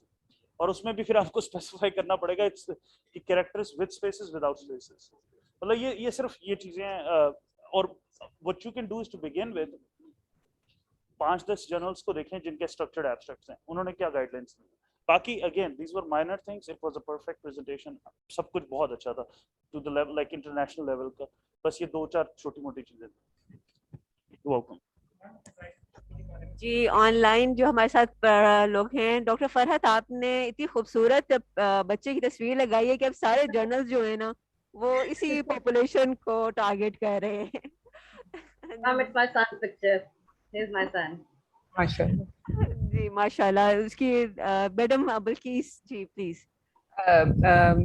This was exactly what I was going to say कि अभी तक हम पीट्स की तरफ मेरे ख्याल में डॉक्टर फरहत की वजह से और प्रोफेसर शरीफ की वजह से कर रहे हैं. लेट्स सी कि पीडियाट्रिक ऑफ्थल्मोलॉजी में हमारे पास क्या आता है. Thank you so much professor Zahid Kamal Saab, and a warm welcome. One thing was this, when Dr. Saira said this topic and this journal is very close to my heart, iski do reasons hai. One is epidemiology and number 2 is plastic surgery. So yes, definitely. और वो toothpaste के अलावा एक और भी टोटका चलता है, that is and I would I think our worthy colleagues would agree, ये जो होता है ना गूंदा हुआ आटा, तो that is a very popular. तो इवन हम मुझे भी कोई घर में कोई बर्न हो जाए तो मेरे काम करने वाली फौरन लाके गूंदा हुआ आटा लगा देती है ऊपर के, and by the way it's very effective. So ये दोनों चीजें. और फिर और जैसे आप पता नहीं क्या क्या बता रहे हैं कि क्या क्या chemicals with add insult to injury. So this is a very interesting. देखें कितने जबरदस्त किस्म के हमारे आ रही हैं brain waves. Professor Saira should be congratulated for that. Thank you very much, madam. You are always a big sport and very kind person. और जहाँ तक आपने ये चीज़ों की बात की जो बर्न पे लगाते हैं, तो ये अब हमारे जर्नल साबित करेगा कि क्या इफेक्टिव है और क्या इफेक्टिव नहीं है. और हो सकता है हम प्रैक्टिस में भी इजाजत दे देंगे, ये हमें एविडेंस मिल गई है. एंड नाउ ये जो लोग हल्दी और डिफरेंट हर्ब्स और ये एलोवेरा और बाकी चीजें इस्तेमाल कर रहे हैं, is it of any worth or they are making the things bad. जहाँ तक points डॉक्टर उमर ने रेस किए हैं, I totally agree. Yes, these are the few points. Systematic reviews again हम मिस करते हैं. इसकी एक वजह ये भी है कि अभी तक हमारे जो ओरिजिनल रिसर्च आर्टिकल को we give high weightage. हालांकि लेवल ऑफ एविडेंस में जो सबसे ज्यादा वेटेज है that is of Meta analysis and systematic reviews. Guidelines आपके मेटा एनालिसिस और सिस्टमैटिक रिव्यूज से बनते हैं, साइटेशंस आपकी सिस्टमैटिक रिव्यूज से आती हैं, expert opinion that is such a beautiful thing जो कि आपको साइटेशंस देता है. As editor you are looking for the citation. अगर आप एक जर्नल पब्लिश कर रहे हैं और लोग उसको रीड कर रहे हैं, उसको साइट कर रहे हैं, this is the great credit. So one of the important type of the article that must be there is systematic reviews and meta-analysis. Another thing that has been beautifully explained was about the pathway. I want to know what would be your policy of the journal from right from the submission till the end, and how would be the reviewer, they would give the comment, either internal, external, foreign reviewer, bibliographer, statistician, and after that you would convey to the author, or you would convey each and every report to the author, and what would be the time of publication, and what would be subscription fees. आपके लिए मैंने अलग सवाल रखे हैं.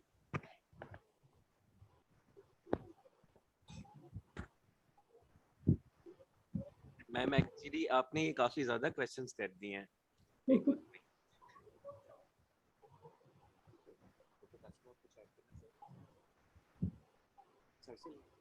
Sir ma'am sir से मैं वो लेना चाहूंगा.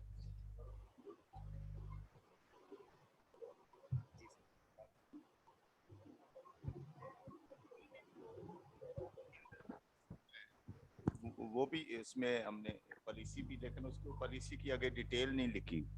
लेकिन ये you are right that we should mention that जो है ना from this time of submission to publication, उसका जो टाइम फ्रेम है वो भी मेंशन करना चाहिए कि कितने टाइम में वो हम उसको इंटरनल रिव्यू होगा, फिर एक्सटर्नल रिव्यू होगा, और it should be communicated to the others.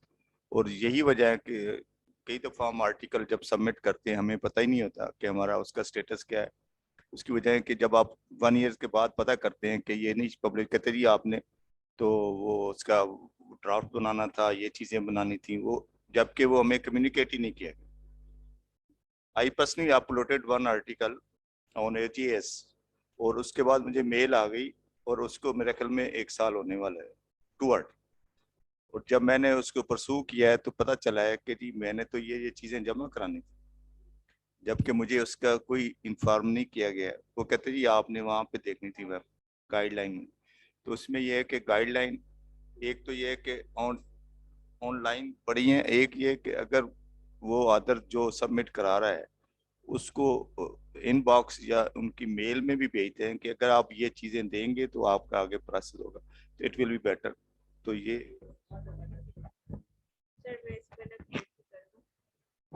Actually sir एक होता है आइडियल कंडीशन है जिस तरह आपने कहा ऐसे ही होना चाहिए, लेकिन what is happening is even one of the journal जो कि हम बात कर रहे हैं किंग एडवर्ड मेडिकल यूनिवर्सिटी के, उसमें 10,000 सबमिशन है, 10,000 submission. So the process would start once the author guidelines they have been fulfilled, और उसके मुताबिक फिर आगे काम शुरू किया जाता है. अगर 10,000 लोगों को हम जो जवाब देने में एनर्जीज वेस्ट होती हैं, दैट आर एनॉर्मस. तो आपकी बात ठीक है कि बहुत बड़ा पब्लिकेशन हाउस जहाँ पे काम कर रहे हैं and they can give email and they can thank the submissions. Normally होता ये है कि जब सबमिट होता है आर्टिकल तो ऑटोमेटिक ईमेल जनरेट होती हैं और वो ऑटोमेटिकली तमाम लोगों को चली जाती हैं, जिसके अंदर एक फॉर्मेट डिसाइडेड होता है, और वो सिर्फ तब जाती हैं जब सबमिशन कंप्लीट आप होती है. Otherwise OGS would send an incomplete submission email to the person, और वो जो इनकम्प्लीट सबमिशन है उसमें अब ऑथर को खुद देखना पड़ता है कि गाइडलाइन में जाकर कि कौन सी चीज़ है जो जिसकी वजह से ये इनकम्प्लीट सबमिशन हो रही है और वो सबमिट नहीं कर रहा. तो वहां पर चेक्स एंड बैलेंसेस लगाकर चीज़ों को थोड़ा सा एक्सपेडाइट करने की कोशिश की गई है. Now I would request those who are online, जी आप प्रेजेंट करेंगे. और in the end doctor Bilquis, आपने as an observer and expert हमें आज के सेशन में, ये लास्ट प्रेजेंटेशन है, आपने हमें होलिस्टिक एक आपने अपने कमेंट्स देने हैं. जी बिस्मिल्लाहिर्रहमानिर्रहीम. बिल्किस आप इतनी खूबसूरत किताबों के सामने बैठी हैं, हमें आई होप कि ये ओरिजिनल है, ये वर्चुअल नहीं है. अगर ओरिजिनल है तो हमें इनवाइट करना है अपने यहाँ. 2 कमेंट्स में देना चाहता हूँ. एक तो जो भी सायरा कह रही हैं, कुछ जर्नल्स में एक बड़ा अच्छा ऑप्शन है, दे हैव ए प्लेटफॉर्म, और you go there and you put your structured abstract and the end it would not, software ऐसा है, it would not let you go for any further जब तक कि आप उनके स्ट्रक्चर के मुताबिक कंप्लीट ना करें. तो दूसरा जो उमर ने पॉइंट रेज किया एडवाइजरी बोर्ड का, अब चूंकि हम तो ग्राउंड रियलिटीज पे बात करते हैं ना, क्योंकि हमने इस मुल्क में रहना है, काम भी करना है, तो एडवाइजरी बोर्ड में अब ये ऑफ द रिकॉर्ड बात है, ऐसे लोगों को रखा जाता है कि जिन्होंने काम कोई नहीं करना होता, लेकिन अगर आप उनका नाम जर्नल पे ना लिखेंगे तो वो जर्नल चलने भी नहीं देंगे. तो सादा ये है कि उनको फिर एडवाइजरी बोर्ड में रख दिया जाए. तो ये था last presentation. Okay, thank you very much. जी डॉक्टर फरद, मैं वैसे इससे एग्री नहीं करती. एडवाइजरी बोर्ड का हमारा रोल एंड रिस्पॉन्सिबिलिटीज डिफाइन है, और हमने ये कहा जिसका कोई कॉन्फ्लिक्ट ऑफ इंटरेस्ट नहीं है, यूनिवर्सिटी से बिलोंग नहीं करते, यार वो दे आर रिटायर्ड प्रोफेसर्स, मतलब अपनी जिंदगी में अपने एजुकेशन में एकेडमिक्स में इतना कुछ अचीव कर लिया है कि वो सिर्फ अब रिटर्न कर रहे हैं अपने मुल्क को, और उनका नाम होना हमारे लिए एक बड़ा ही प्राइड की बात है कि they are associated with annals. Similarly, we have like Dr. Abbas Alawi. He is not very active as reviewer, but he is a prolific researcher. अगर हमें advice कोई चाहिए होती है, conflict आ जाता है, तो we would ask those people कि जो कि अपने उस stage पर है life के, कि they are returning and returning to their to different countries and to the students, we would ask them कि आप हमें help करें. जी Dr. Farhat Ijaz. जी ma'am, thank you very much. The name of the journal is MedEra, and it is an open access, double-blind, peer-reviewed biomedical journal that publishes current research related to all the aspects of the medical sciences. Regarding the target audience, this journal publishes material of interest to the physicians, postgraduate trainees, and undergraduate students. Topic coverage: it will cover the broader field of medicine from medical and allied subjects, all the basic medical sciences and related clinical subjects, including medical education as well as from biomedical sciences. The types of article: it includes original research, systematic review, meta-analysis, review article, case report, case series, short reports, special communication, and letters to the editor. There will be open journal system for the submission. So all the authors, reviewers, and editors, they can keep track of about the progress of the article at any stage. The structure of the article and the content page, because this article will be published in both electronic and the print version. So on a web page, there will be the title of the article on the top of the web page along with its logo, and the ISSN, the International Standardized Serial Number, both electronic, online, and the print will be mentioned on it. And there will be a home page along with the top icons on the top bar, which will give the information about the author's guideline, editorial team, peer review process, processing charges, download section, and the plagiarism policy, as well as its hard copy is concerned. On the hard copy, there will be the title of the article on the top of this hard copy along with its logo, and ISSN, both online and print, will be mentioned along with volume and issue number. There, the editorial board will be mentioned. In editorial board, it consists of patron, chief editor, editors, managing editors, and it includes the members, both the national and international. Thank you very much. Okay, thank you very much, Dr. Farhat and Dr. Rana from Aftab. If you please on your video so that we can interact with you and we can give feedback that is an effective feedback to you. Please, if you don't mind, and on your videos, please. Thank you so much. Dr. Farhat, a very nice presentation. You are already a chief editor and you know how the things are moving. So the house is open for comments. Dr. Umar? It was very, very good. It was perfect. Can you quickly tell me the title again? आपका title क्या था? MedEra. It's MedEra, Medical and Experimental Research Article. Mnemonic भी है और MED capital में होगा, ERA भी है. That is the medical era. तो उसको सिर्फ define करना ना is very, very important कि you specifically define what your scope would be, which I think you did, but just reiterating that. बाकी I think it was perfect. You know, I don't have anything to add there. Thank you, sir. Anybody else? Madam, Professor Anila.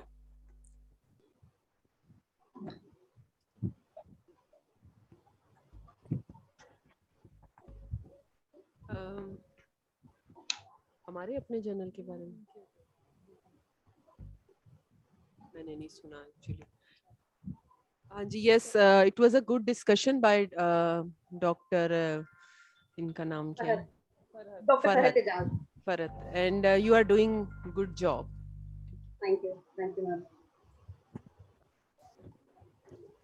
Actually, Dr. Farhat, I have an observation that your journal that has a very wide scope.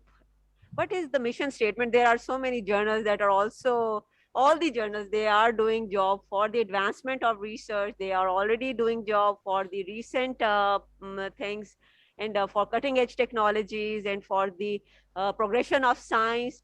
So I think your scope, that is a very wide scope.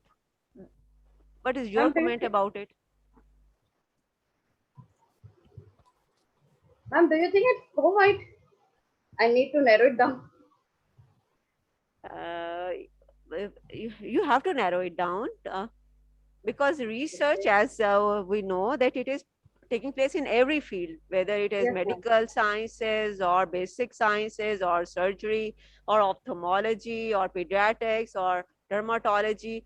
So what is your scope and how you would justify it? And what is your mission statement about it?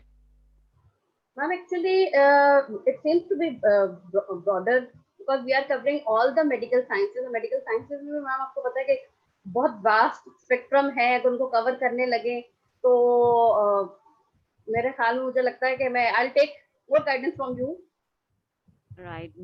You would have one advantage out of it, that if you have a wider scope, you would have more articles for publication. As Professor Sharif was telling us, that the main bottleneck is we have a very few articles. So we have to maintain a quality out of few articles that are present with us in pediatrics journal, especially in pediatric surgery journals. So if your scope is wide, you can have more articles.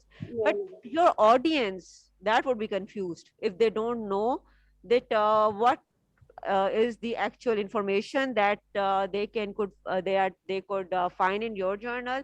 So they would be more confused about the scope. So you have to be clear in your mission and scope.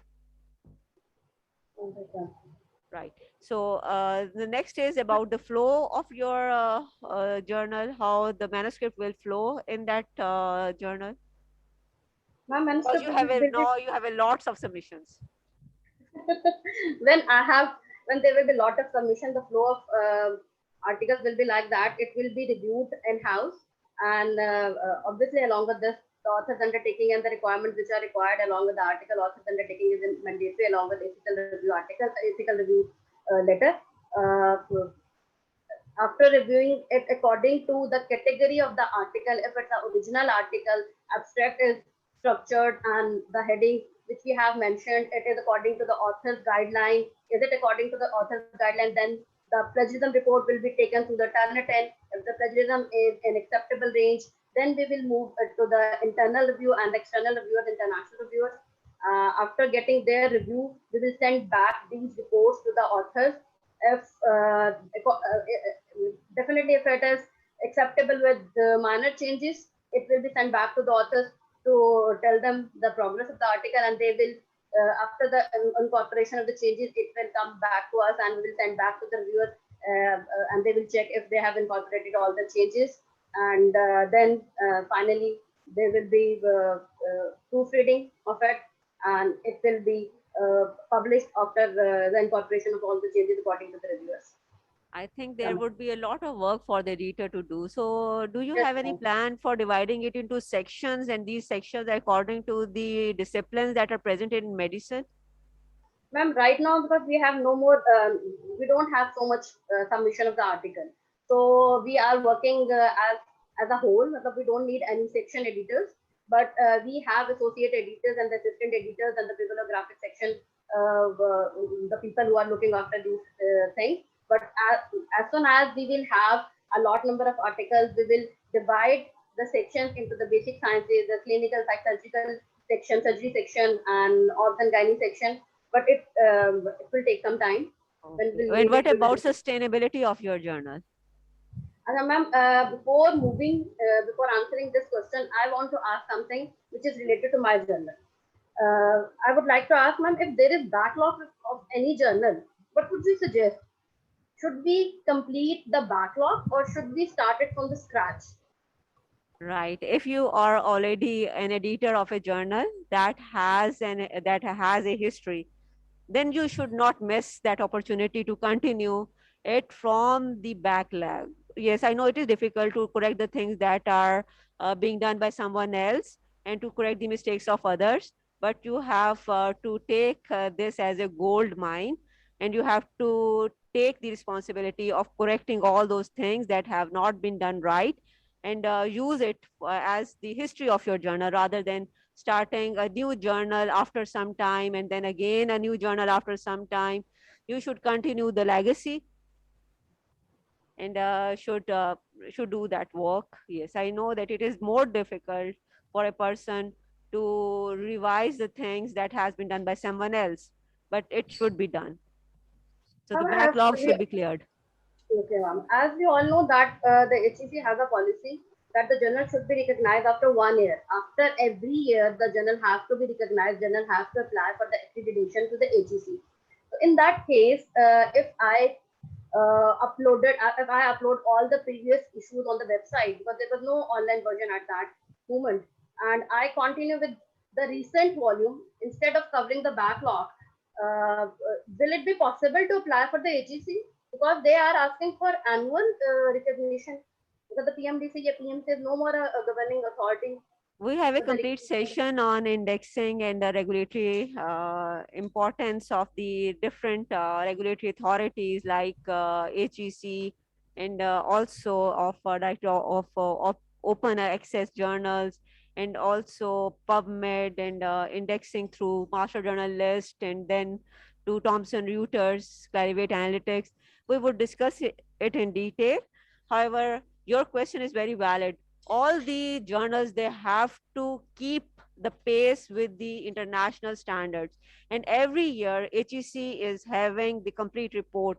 I will not call the names of those journals, but this year many journals have been de-recognized by Higher Education Commission.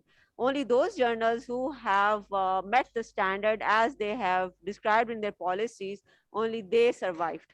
So this is very important to give the yearly report to HEC. Second, all the review reports, they should be kept in record, and they should not, even any regulatory authority, if they ask you that they want to have an audit of those reports, they should be available to them. So there should there should be nothing, there should be any hidden report or something that has been published without approval or without meeting the standard. So this is, I think this is a good thing from HEC, that they are doing it on yearly basis. Initially, they started it 3 yearly, then 2 yearly, and now it is on a yearly basis. And this is something that the credit goes to HEC for raising the standard higher and higher. Now, next is to Professor Zahid Kamal. I would request him to please, sir, if you say some words to conclude this session and then start the next session, please. जी madam Bilquis, आप इसको conclusion कर दें इस session की, concluding remarks आपकी तरफ से आ जाएं. Thank you so much, Professor Saira, and it's a huge honor to be able to, conclude the session by a person as naive as myself in front of people as knowledgeable as yourself and Professor Zahid Kamal and Dr. Umar. Dr. Umar, thank you so much for coming, and it was an honor and a privilege to listen to you. As far as all the 3 submissions are concerned, I think all 3 were marvelous. But what I see in Dr. Farad's mind, the mission she has is inshallah going to broaden, and it's going to be as bright as the brightness in mashallah, mashallah, mashallah, the eyes of her little son. I can see a lot of potential in what Dr. Farad is coming up with, and inshallah I think it is going to hit international standards in a few years time, inshallah ta'ala. Just concluding on this, Professor Saira started off with the responsibilities of an editor, and I think she has been carrying this burden very well. Professor Zahid Kamal would share with me that what Annals of King Edward Medical College was, and with the initial efforts of our very, very senior and learned teachers, now what it is with the Annals of King Edward Medical University, I think all the tribute goes to Professor Khalim Sood Gundal Sahab and to the earnest efforts of Professor Saira Afzal and her team. And I think carrying the label of a post is very easy.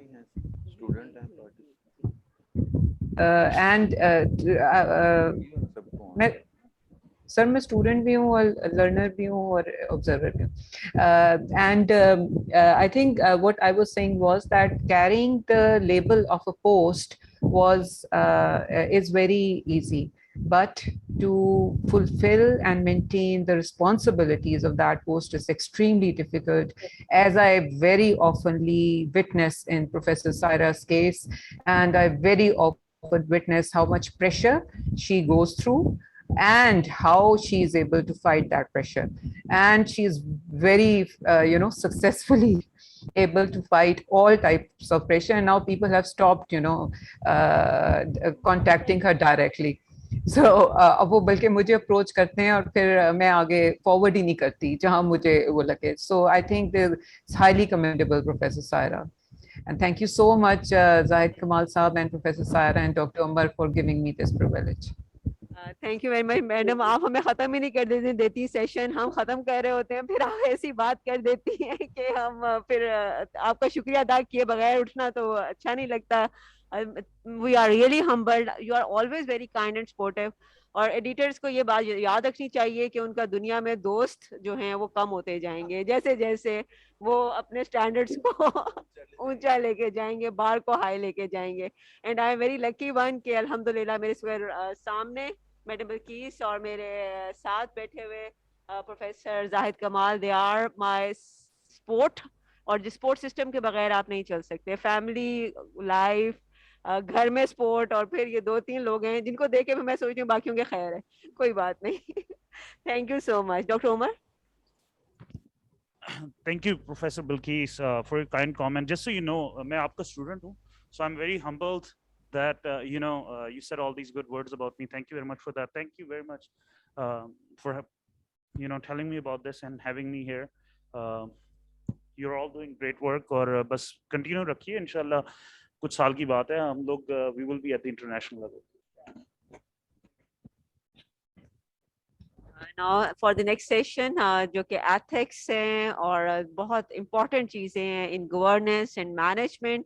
And सबसे मुश्किल जो काम है वो मैंने doctor Zahid कमाल को दी है ताकि हम सारे उससे फ़ायदा उठाएं. And I will also like to know more things about the ethics and how the COPE guidelines they should be followed from a very brilliant teacher, Professor Zahid Kamal. And thank you very much, Dr. Umar. आप doctor बल्कीस के, मेरे, doctor Zahid कमाल के वो student है जिस पे हम सारे प्राउड फील करते हैं. अल्हम्दुलिल्लाह अल्हम्दुलिल्लाह. जी बिस्मिल्लाह रहमान रहीम. पहले तो मैं रिक्वेस्ट करूंगा कि पार्टिसिपेंट सारे अपनी वीडियो ऑन कर लें. ये राना साहब पता नहीं मौजूद हैं कि कहीं चले गए हैं. राना साहब, राना खुरम साहब अपनी अटेंडेंस लगवाएं. ये पार्टिसिपेंट हैं, टीचर हैं. हाँ तो वो उनको जरा कहें कि वो अपनी हाजिरी लगवाएं. हाँ फरहत, आपकी अटेंडेंस तो लग रही है. वीडियो ऑन रखना है ताकि हम इंटरेक्ट करते रहें. मैं बहुत सारी तारीफें करना चाह रहा था सायरा की, लेकिन बिल्कीस ने पहले ही कर दी. तो मैं एक शेर कह देता हूँ, उसमें सारा कुछ समराइज हो जाएगा. खत उनका बहुत खूब, इबारत बहुत अच्छी, अल्लाह करे जोर कलम और ज़्यादा. तो अल्लाह ताला आपको और बरकतें रहमतें अता फरमाए. आप हमारे वो सिपाही हैं जिन्हें अपने अजर की इस दुनिया में तो नहीं मुझे लगता आप मांगती हैं कुछ, और इंशाल्लाह अल्लाह ताला आपको बेहतर से बेहतर चीज़ें देगा. कुरान करीम की आयत, औज़ु बिल्लाहि मिनश शैतानिर रजीम, बिस्मिल्लाहिर रहमानिर रहीम. या अय्युहन नबिय्यु इन्ना अरसलनाका शाहिदन व मुबश्शिरन व नज़ीरा व दाइयन इलल्लाहि बिइज़्निही व सिराजम मुनीरा व बश्शिरिल मुमिनीना बेअन्ना लहुम मिनल्लाहि फज़लन कबीरा. ए नबी करीम सल्लल्लाहु अलैहि वसल्लम, बेशक हमने आप ही को शाहिद बनाकर भेजा है, खुशखबरी देने वाला और डराने वाला. और आप ही हैं सल्लल्लाहु अलैहि वसल्लम जिन्हें अल्लाह ताला की मंशा से उसकी जानिब बुलाने वाला बनाकर भेजा है, और एक ऐसा चिराग जो सबको नूर अता करता है. और आप मोमिनीन को बशारत या खुशखबरी दे दीजिए कि अल्लाह ताला ने उनके यहाँ बहुत बड़ा फजल रखा है. तो ये बहुत एक ज़बरदस्त बात है, और एक तरह से नातिया ये आयत है जो नबी करीम सल्लल्लाहु अलैहि वसल्लम के मर्तबे को बताया गया है. इसमें मैं एक लफ्ज़ मुबारक को कहूँगा कि आप ज़रा फोकस कीजिएगा. शाहिद, ये हमारे जो मेडिकल लीगल टर्मिनोलॉजी में भी वो होता है जो एविडेंस देता है, और शाहिद वो होता है जिसने सारा कुछ देखा होता है.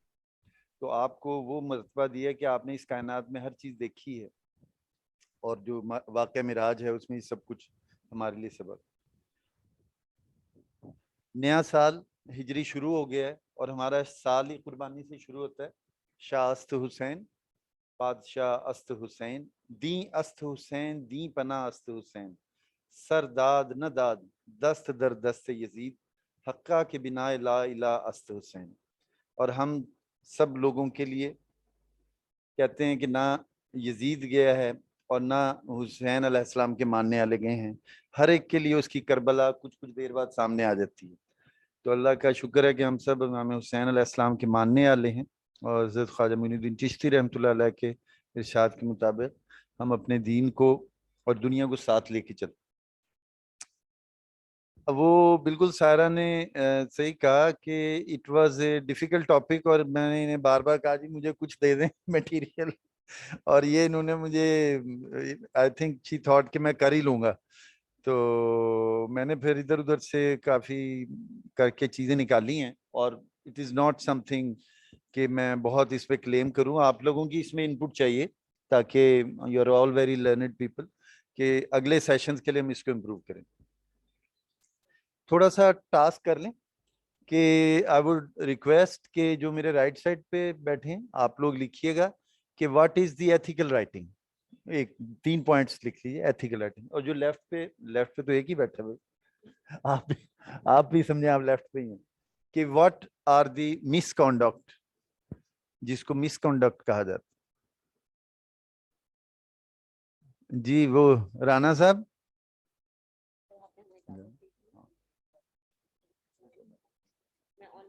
जी जी ठीक। राणा साहब कहाँ हैं जी? मैडम राणा साहब को फोन करवाएं, वो तस्वीर लगा के चले गए। तस्वीर भी नहीं लगाई। नहीं रहने दें, उनका पता तो चले।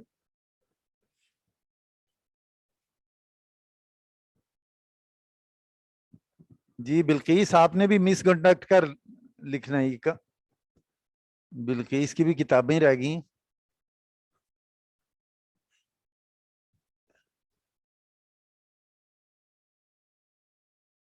इधर आ रहे हैं, इधर आ रहे हैं। लो जी, misconduct कर।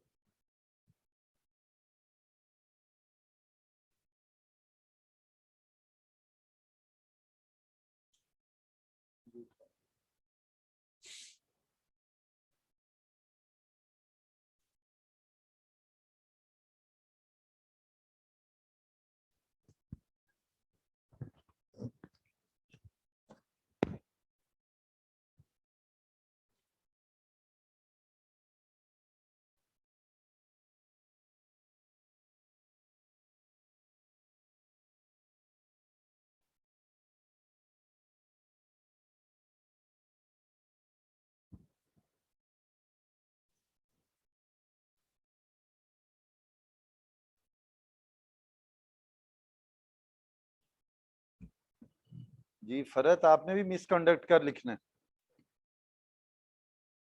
लिख ली।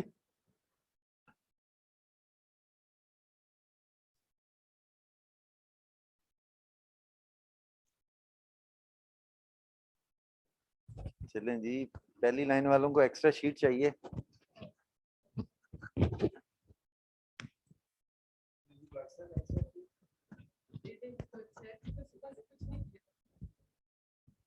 चाय तो पी लिया। Okay, we'll start with the right side कि what is ethical writing। जो आपने टॉप पे पॉइंट लिखा ना एक वो बताना। Sir, Dr. Amina Afzal from dermatology. I'm the senior registrar. To research upon an original, authentic idea which has an impact or revisit an idea with an innovative approach.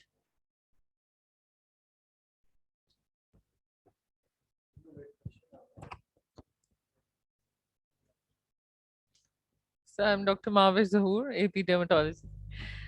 So I've written, the key features of ethical writing according to my knowledge. Like this should be an original research work without plagiarism and fabrication of data.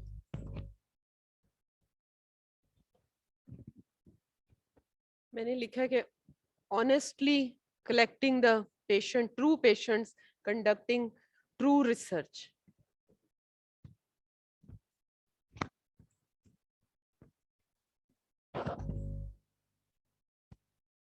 Yes. It should include all the ethical values and moral values.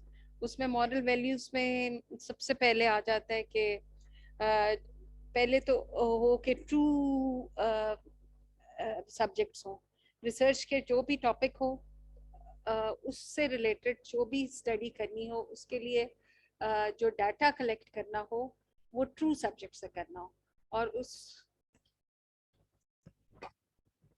ethical writing should be without plagiarism and should indicate where the source material has been incorporated in one's writing. It should be without plagiarism and should indicate where the source material has been incorporated into the writing.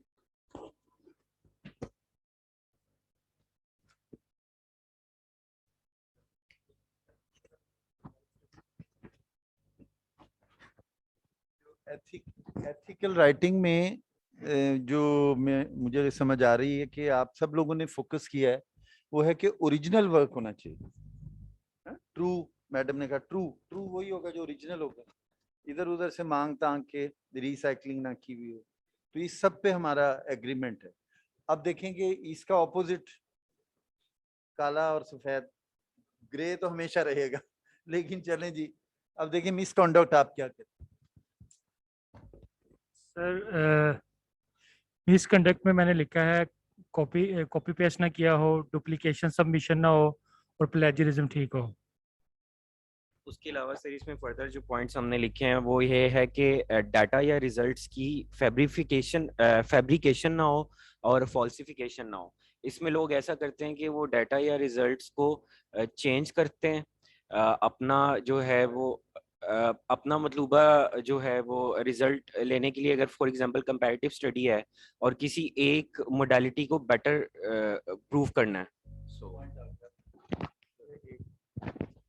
Ethical writing में एक सबसे important जरूरी है कि जो आप काफी ज्यादा कमेंट्स आए ओरिजिनल डाटा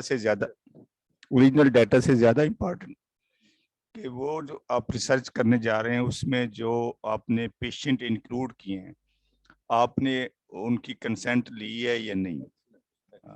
तो एथिक में ये एक इम्पोर्टेंट। ठीक, ये बिल्कुल बहुत अच्छा पॉइंट सर ने रेज किया कि वो ओरिजिनल डाटा तो वो कहते हैं नाजी कैंप्स में भी था कि वो कोई बाजू काट देते थे किसी का, वो सारा ट्रू डाटा था, मगर वो बेचारे से पूछा ही नहीं गया। अच्छा जी, ये क्या कह रही हैं बिल्किस, सब क्या लगा गई, ये छत का व्यू दे दिया, ये किसका? खुर्रम साहब है, खुर्रम साहब। अच्छा जी, फरहत आप बताइए। फरहत, मिसकंडक्ट।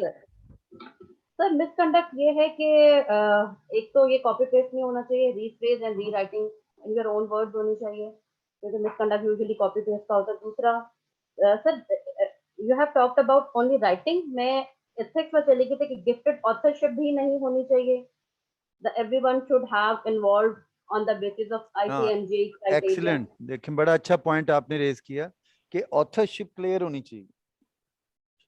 और कोई चीज सर इसके अलावा कॉन्फ्लिक्ट ऑफ इंटरेस्ट मेंशन होना चाहिए आर्टिकल में, बिल्कुल, सोर्स ऑफ फंडिंग मेंशन होनी चाहिए, माशाल्लाह।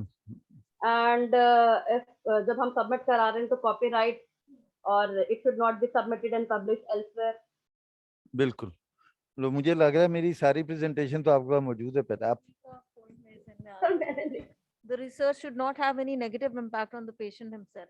The research should not have any negative psychological or clinical impact.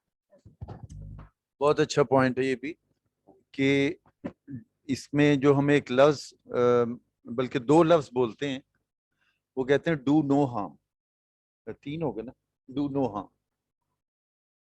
ये इधर से ये चल रहा है हमारा स्लाइड मूवर, हैं?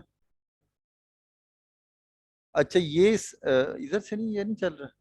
हाँ, अच्छा, ये सारी चीजों को प्रोटेक्ट करने के लिए एक बहुत अच्छा फोरम है जिसको हम कहते हैं इंस्टीट्यूशनल रिव्यू बोर्ड या IRB। फायदा है ना इसका। ये जो आप सारी बातें कह रहे हैं, अगर इस बोर्ड के थ्रू चली जाएं और वो इसको देख लें पहले ही, तो ये मसले हल हो जाएंगे।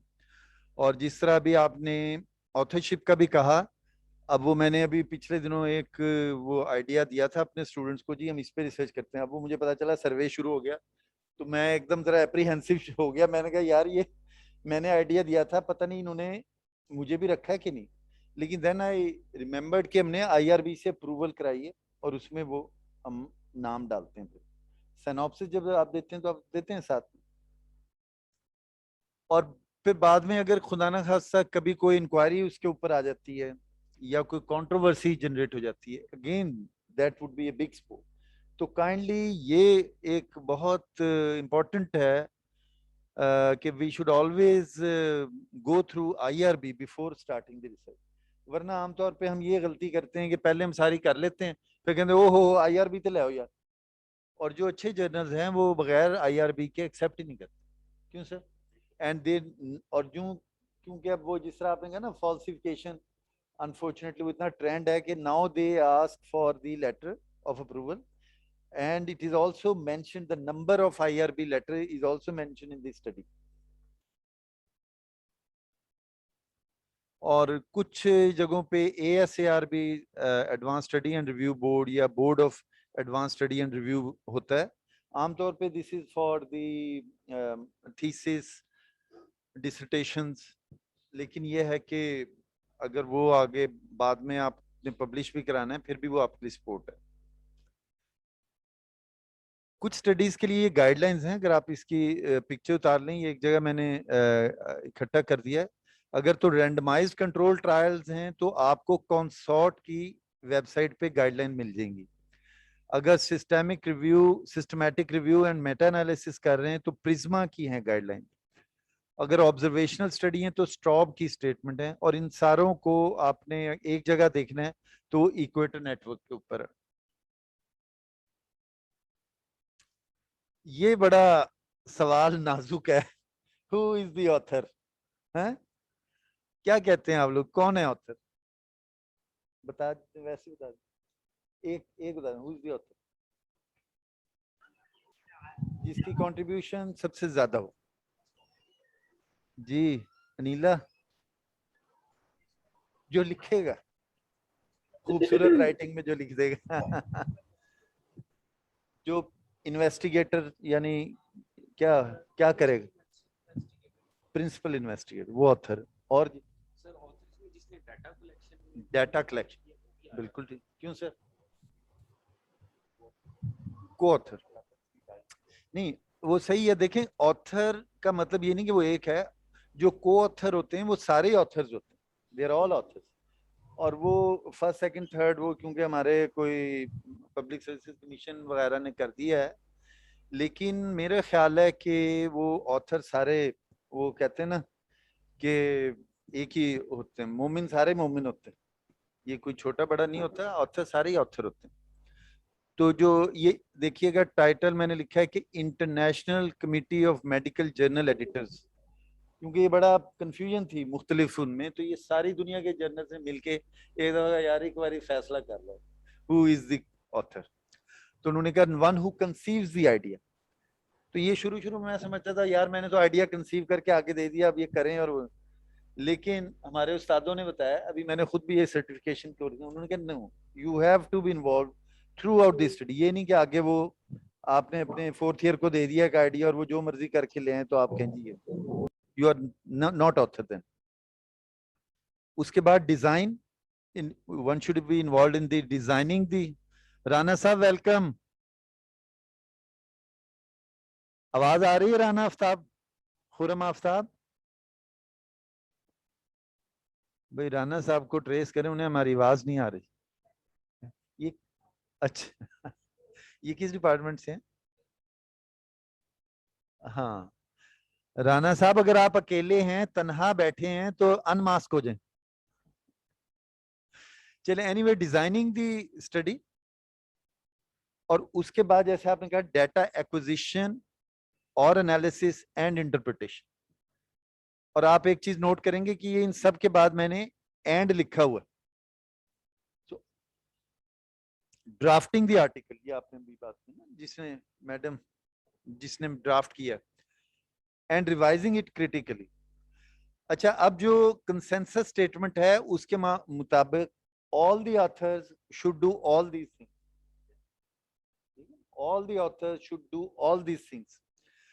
लेकिन अब हम आपको ग्राउंड रियलिटीज की भी बात बताते हैं ना, everybody can not do everything.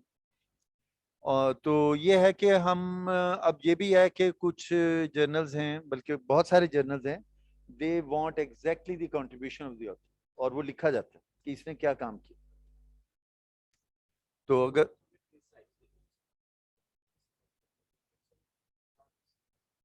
बिल्कुल, वो हर जर्नल की अपनी रिक्वायरमेंट है। हाँ, वो उसमें आपने फिल करना होता है कि इसने क्या किया, इसने क्या किया। तो लेकिन कोशिश ये करें कि जब आप कोई स्टडी कर रहे हैं उन सबको साथ लेके चलें। मैंने अभी जब मैं साहिवाल में था, मैं बहुत बिजी भी था, प्रिंसिपल वहाँ पे काम कर रहा था, तो बहुत सारी मैंने स्टडीज भी शुरू कराई, उन लोगों को आइडियाज दिए, उन्होंने कहा ये उनका बस ये होता सर असी कर ले, जमा करा दी। मैंने कहा नो, आपने मुझे दिखाना है और मैं उसको देखूंगा और डिस्कशन, और वो फिर कई कई दफा हो जाता है। क्योंकि अब आप लोग माशाल्लाह सारे उस स्टेज पे हैं कि जब आपका नाम जब किसी स्टडी पे आ जाएगा तो उसकी एक वैल्यू बन जाएगी, तो कोई गलत इंफॉर्मेशन हमने आगे नहीं जाने देनी।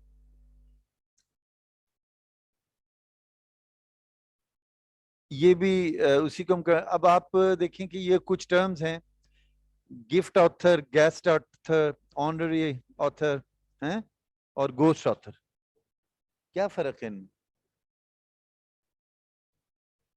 सारे एक ही अच्छा, नहीं वो तो हैं, ठीक है, ऊपर वाले तो सिनोनिम्स हैं, ये तो यूज होते हैं, लेकिन ये क्या है घोस्ट ऑथर? ये सारे कर्टसी ऑथर मैडम नहीं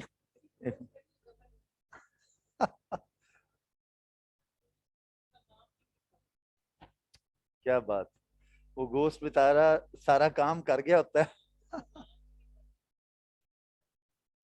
इसकी आपको एक मैं मिसाल दे देता हूँ।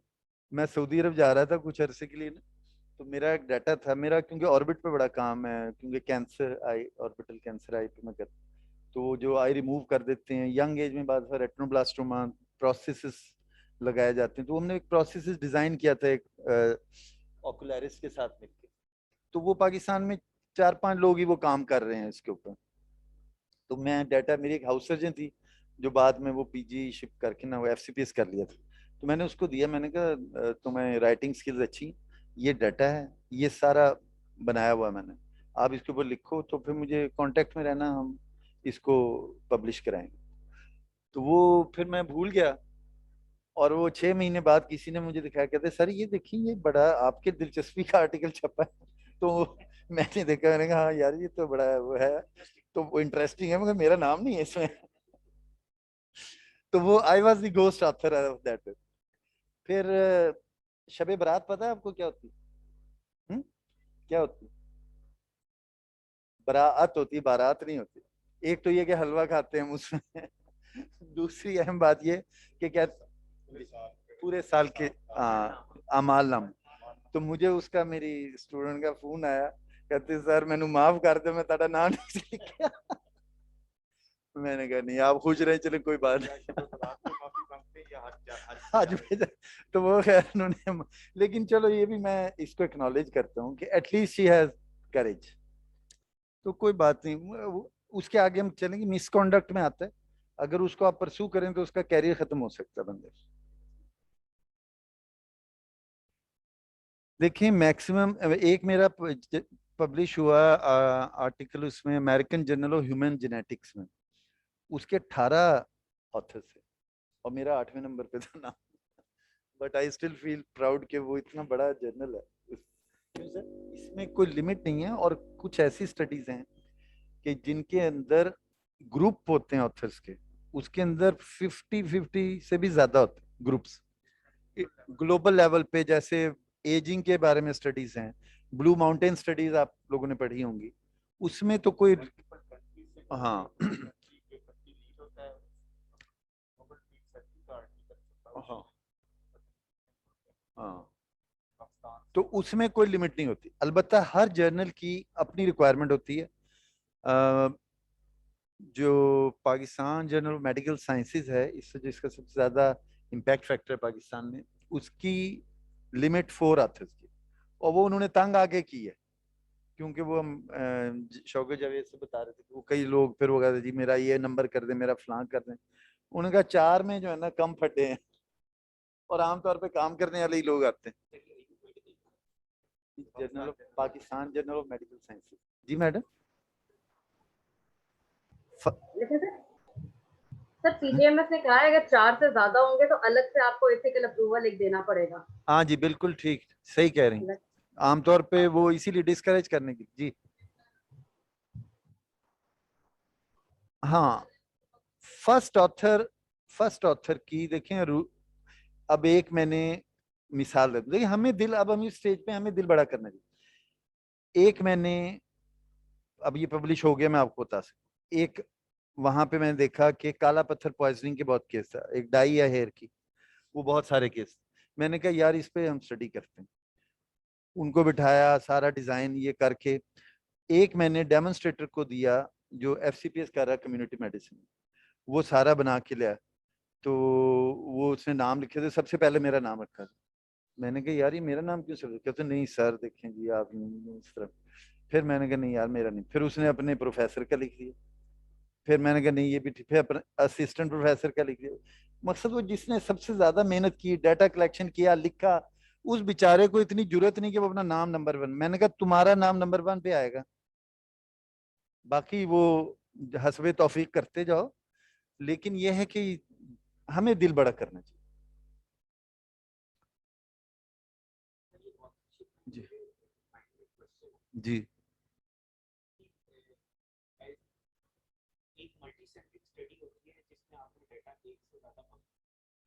हम्म और एक में सिर्फ एक ही हॉस्पिटल से आपने डाटा कलेक्ट किया, लेकिन जो ऑथर ने वो ऑथर हैं डिफरेंट हॉस्पिटल्स। तो इसमें सर गाइडलाइंस क्या है कि मैं एक्चुअली ये पूछना चाह रहा हूँ कि अगर डाटा मैंने मेयो हॉस्पिटल से ही कलेक्ट किया और मैंने मेयो हॉस्पिटल को सेंटर बेस किया है, लेकिन मेरे ऑथर्स क्या दूसरे हॉस्पिटल्स के हो सकते हैं जिन्होंने रिसर्च में, एनालिसिस में और देखें ये हो सकते हैं। देखें हो सकते, नहीं नहीं, ये आइडियली तो आई वुड से कि हर जगह जहां जहां भी वो स्टडी हो रही है सब IRB लें, ये आइडियल है आपके लिए। लेकिन आपके लिए तो लाजमी है ना, जो यहाँ मेन ऑथर है या जिसको कॉरेस्पॉन्डिंग ऑथर होते हैं, प्रिंसिपल इन्वेस्टिगेटर, वो वहां से तो लाजमी लेगा। लेकिन जहां जहां स्टडी हो रही है, और ये एकेडमिक काउंसिल के में भी ये बात अप्रूव हुई है कि कोई भी स्टडी जिसमें कई की कंट्रीब्यूशन होगी वो हमारे इसके थ्रू आएगी, IRB के थ्रू। अच्छा एक चीज और है कि देखें बाज दफा वो जिस तरह आपने कहा ना कि किसी ने बड़ी हेल्प की, मैडम ने जैसे किसी ने लिखा वो कंपोज किया या आपको स्टैटिस्टिक्स कर दिए, वो ऑथर तो नहीं बनता ना, लेकिन एटलीस्ट उसको एक्नॉलेजमेंट जरूर दें। और इसमें ये एक बारीकी एक ये कि जिसको एक्नॉलेजमेंट करनी है उसकी भी परमिशन ली जाए।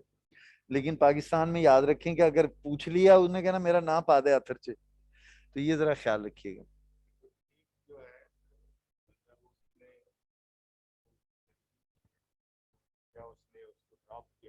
लेकिन वो इस डिपार्टमेंट की रिसर्च है, सर्जरी की रिसर्च है, और वो बंदा मेडिसिन का है, और उसका उसके अंदर नाम उसने क्योंकि रिव्यू किया है, लिहाजा उसका नाम था। तो ये एथिकल, देखें एथिकल तो ये है, मैंने आपको भी मिसाल दी है कि मैं वैसे तो ऑफ्थल्मोलॉजिस्ट हूँ, लेकिन काला पत्थर पॉइजनिंग को मैंने कंसीव किया, मैंने उनको सारा स्टडी डिजाइन बना के दिया, मैंने उनका रिव्यू किया, और वो थ्रू आउट में सारा रहा, तो वो मैं उसकी क्लेम करता हूँ, और वो पब्लिश भी हो गया उसके अंदर। तो ये है कि डिपेंड्स कि इन्वॉल्वमेंट किया। अब हाँ हो सकते हैं बिल्कुल, ना हो, लेकिन ये कि बस सीधी सी बात है, दिल पे हाथ रखें। अगर उसने वाकई किया है काम तो उसको दें, क्रेडिट दें। अच्छा अब और कुछ गुड प्रैक्टिसेस हैं एथिकल प्रैक्टिस, अगर कोई मिसिंग डाटा है तो आप उसको कुकिंग ना करें। We should always tell them कि जी ये डाटा नहीं था, ये फॉलोअप पे लोग नहीं आए, तो वो आप डिक्लेयर कर। इसी तरह डाटा स्टैटिस्टिक्स के अंदर इतनी पावर है कि उसको आप किसी तरह भी प्ले कर सकते, लेकिन आप वो अगेन ये सारी बातें दिल की हैं कि आपने जो ट्रू आ रहा है आपने स्टैटिस्टिक्स के जरिए उसको घुमाना नहीं है हम लोगों ने। और इन्फॉर्म्ड कंसेंट सर ने बता दिया, और डू नो हार्म, पेशेंट को कोई नुकसान नहीं होना चाहिए हमारी रिसर्च का। हाँ जी, सलीम कौसर साहब की गजल है, सुनी होगी आप लोगों ने। मैं ख्याल हूं किसी और का, मुझे सोचता कोई और है, सरे आईना मेरा अक्स है, पस आईना कोई और है। होता है ना ऐसे, क्या कहते हैं इसको जब ये रिसर्च में हो? हाँ शाबाश, प्लेजरिज्म कहते हैं इसको। तो क्या है प्लेज हैं? क्या चीज? अंडर पावर्ड, हाँ हाँ, एंड देन मिस यूजिंग, यानी वो केसेस तो थोड़े हैं लेकिन आपने बस घुमा फिरा के कहा कि लो जी ये तो प्लेजरिज्म बुरी चीज है। क्यों बुरी है? चीटिंग है, दिस इज चीटिंग। क्यों सर? अच्छा, लेकिन एक चीज है कि हम अनइंटेंशनली भी कर सकते हैं। बाज दफा आर्टिकल सबमिट कराएं, वो आता है कि लो जी 35% इसके अंदर सिमिलैरिटी इंडेक्स, तो अनइंटेंशनल भी हो सकती है। अभी ये 2-3 स्लाइडों में ये मैंने खुद भी कहीं से ली है, वो आपको मैं बताता हूँ। वो हमने लर्न करना है कि प्लेजरिज्म को कैसे अवॉइड करना है। और बाज दफा अगर कोई आप एज एडिटर आपके पास आता है आर्टिकल और वो नया राइटर है, उसको नहीं समझ आई, तो उसको आपने गाइड कैसे करना? 19%, 19% सिमिलैरिटी इंडेक्स अलाउड है। वो भी इस वजह से कि ग्रामेटिकल वो होता है। ये मैंने कुछ स्लाइडें हैं बेन क्लिफ के उससे ली हैं, स्लाइड शेयर से, और ये यूके में है, वॉरिक में। ठीक है जी, पढ़ते, अब आप पढ़ते जाएं, इधर से पढ़िए मैडम क्या लिखा। बिकॉज इट इनफ्रिंजेस सारी नॉर्म्स को। जी आगे पढ़ें जी आप। ये भी हमने कहा जी सर। नेक्स्ट।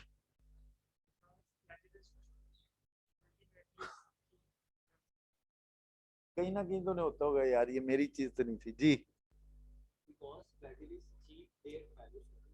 उनका भी नुकसान कर, अपना भी नुकसान कर। सर जी पढ़े। इनकॉम्पिटेंट, कि वो कर तो नहीं सकता लेकिन वो इधर उधर से पकड़ के तो। अभी जब हम पीएचडी की क्लासें अटेंड कर रहे थे तो मैडम राफिया ने बताया कि वो कोई उनका कोलीग जा रहा था किसी दूसरे, जब वो कहीं और थी, तो उन्होंने कहा तुम वहां जा रहे हो फलां जगह, तो मैंने जर्नल में अपना आर्टिकल दिया हुआ है, उन्हें पूछना कि वो कब तक छप जाएगा। यानी वो पूछा है, तो वो जब छपा तो सबसे पहले उसका नाम था, सिर्फ पूछने गया था तो वो नहीं, आप उसकी कम्युनिकेशन स्किल की भी इंतहा देखी ना। हो सकता है उसने कहा मैडम ने मैनू भेजा कि मेरा नाम तो पाया नहीं तुसी हाँ फिर क्या होता, फिर सारी फरे। अब ये क्यों करते हैं लोग आखिर? अब वो अल्लाह ताला ने भी ये एक्नॉलेज किया है कुरान मजीद में कि खुलिकल इंसान वजूला, कि जल्दी है इंसान की फितरत में, वो जल्दी जल्दी में कर रहे हैं सारा, है ना, वो इसकी नेचर है, उसको ओवरकम करना है। ये कहते हैं लोग क्या है जी, बड़ा यार वर्कलोड बड़ा है, मुझे टाइम नहीं साढ़े को। तो ये हमें इसके लिए मैनेजमेंट स्किल्स करनी चाहिए ना। प्रमोशन सर पे खड़ी है यार। अब ये मुझे हर 2-3 महीने बाद फोन आता है मेरे किसी स्टूडेंट का, किसी का, कि सर प्लीज कुछ करें मेरे लिए। अच्छा कब है जी? 1 महीने बाद। अब वो टू बी ऑनेस्ट मैंने कई लोगों को हेल्प की है, ये मैं आपके सामने भरी मजलिस में वो कर रहा हूँ कबूल। लेकिन ये है कि मुझे पता था कि ये बेचारा रिटायर हो रहा है 6 महीने बाद, ये इसने असिस्टेंट प्रोफेसर ही रिटायर हो जाना है। उनको हेल्प की, हेल्प मगर इस तरह नहीं कि वो नाम ही सिर्फ डाल दिया, उससे काम फिर करवाया, उसका बैठो ये डाटा है रिवाइज करो, सारा कुछ करो, भगाया दौड़ाया, उसमें उसकी भी कोई ट्रेनिंग होगी। तो ये मेरे ख्याल है ये इसमें कुछ नहीं होता, ये ऑफ द रिकॉर्ड बात है। तुझे यार डिलीट कर देना लेकिन दिल पे हाथ रख के अगर वो किसी का, वो कहते हैं ना, बात बनती है तेरी मेरा, बात बनती है मेरी तेरा, बिगड़ता क्या है।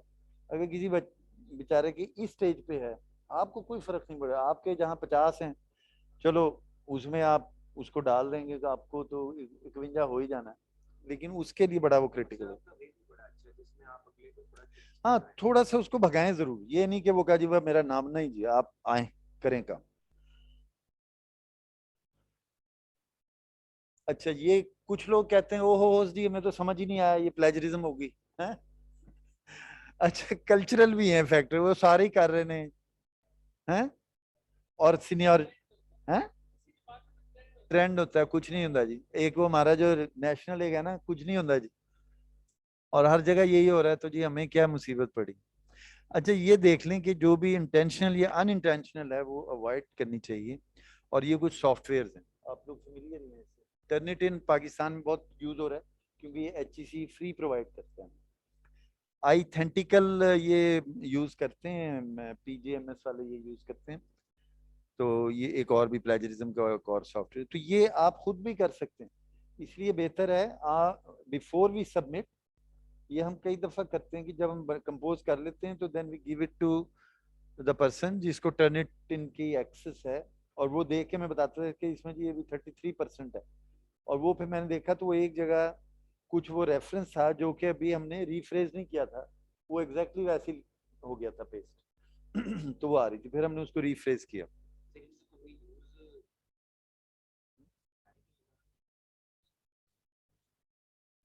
ये मैं पता कर लूंगा सायरा, उसमें है, उसमें आपको उस पे है। हाँ हाँ, ये तो सिर्फ चूंकि एक ब्रॉड आपको गाइडलाइंस है, आपको डिटेल्स में बाद में आएंगे।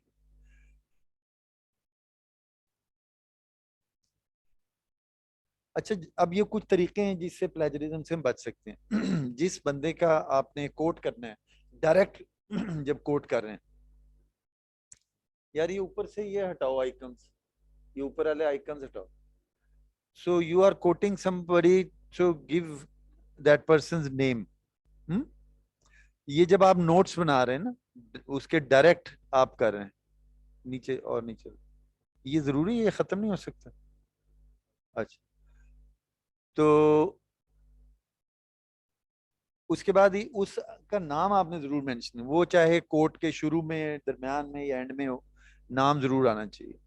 और ये कोटेशन मार्क्स होते हैं ग्रामर के हिसाब से, उसके अंदर लिखें अगर आप एग्जैक्ट डायरेक्ट कोटिंग कर रहे हैं।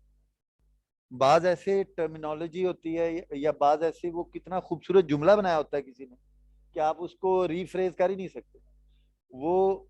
या मैं तो आपको इस तरह बताता हूँ कि मैं अपने बहुत सारे मतलब 2 एटलीस्ट आर्टिकल्स हैं जिनमें अल्लामा इकबाल के शेर मैंने लिखे हैं, तो वो शेर है वो तो एग्जैक्टली वैसे ही आना, एक एडिटोरियल है उसमें लिखा है। अच्छा, उसके अलावा आप फिर लिख सकते हैं कि कोट जहां से शुरू हो रहा है उसके बाद जहां वो खत्म हो जाता है वहां लिख दें अनकोट। और अगर उस कोटेशन में if you want to remove certain part then you put this dotted line. और अगर उस कोटेशन के बीच में आप अपनी बात कुछ कहना चाहते हैं, you put in the parenthesis.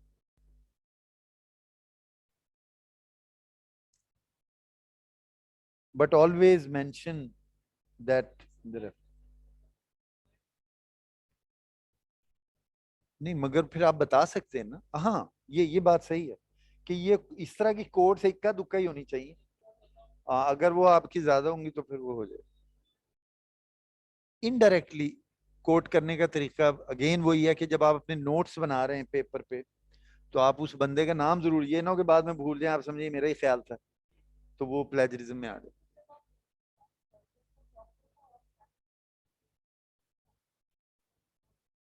अब मेरा ख्याल ये चीजें डिटेल में जब हम करेंगे तो ये डिस्कस कर लीजिए, ये आप नोट कर लें सवाल अपना, और ये होना चाहिए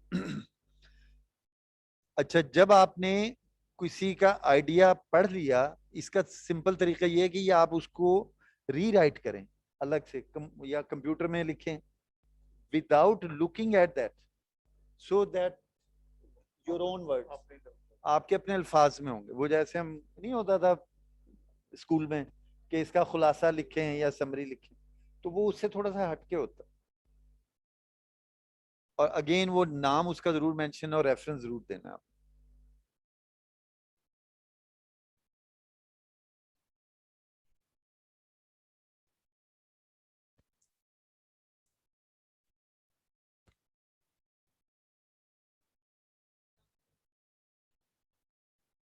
हाँ ये इनके पास है, ले लीजिए कोई, हम अलाउ करते हैं, नो प्लेजरिज्म। हाँ ये कर देंगे बेटा, ये दे देना, इनको भेज देना ये। हाँ ठीक है जी। अच्छा इसमें ये है कि जो आपने देखना है सिनोनिम्स, ये मिल जाते हैं आपको,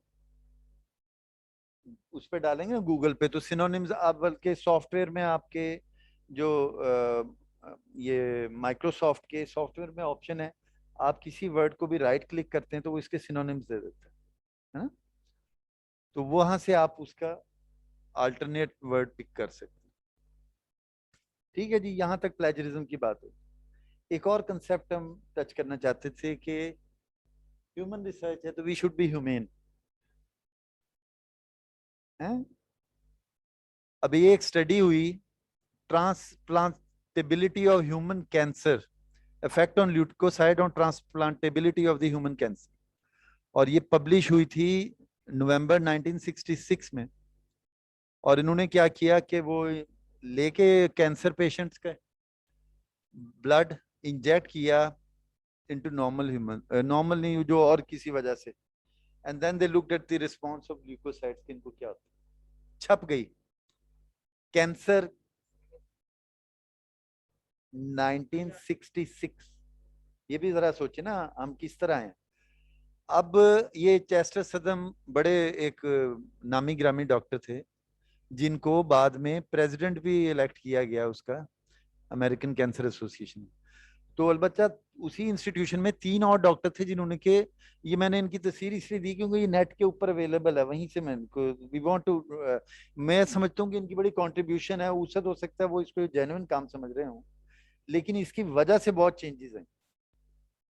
तो उन्होंने ऑब्जेक्शन रेज किया कि आपने इनसे इन्फॉर्म कंसेंट तो नहीं लिया था, उन्हें तो नहीं बताया था कि कैंसर के पेशेंट का ब्लड दे रहे हैं, और so you did not give them the choice and use them as mere guinea pigs. तो ये इनको फिर कुछ ना कुछ वो मिसकंडक्ट के जिम्मन में डाला गया। नहीं वो मिसकंडक्ट में उन्हें आया ना, ये इनको आगे the doctors conduct were unprofessional and immoral, तो ये उनकी, लेकिन उस वक्त उतनी बड़ी उनकी लॉबिंग थी कि फिर भी वो 1-2 साल बाद वो प्रेसिडेंट इलेक्ट हो गया कैंसर सोसाइटी। अच्छा ये देखें जी, ये क्या हो रहा है? ये CIA के ब्रेन वॉशिंग एक्सपेरिमेंट है। यार थल्ले ले जा सारा, मेरी स्लाइडा नु लुका रहे, नीचे नहीं जा सकता, नीचे ले जाओ इसको, नहीं इसको और नीचे ऊपर कर लिए, नीचे बिल्कुल ले जाओ, वर्टिकल नहीं हो जाता ये लेफ्ट साइड पे, वर्टिकल हो जाता है,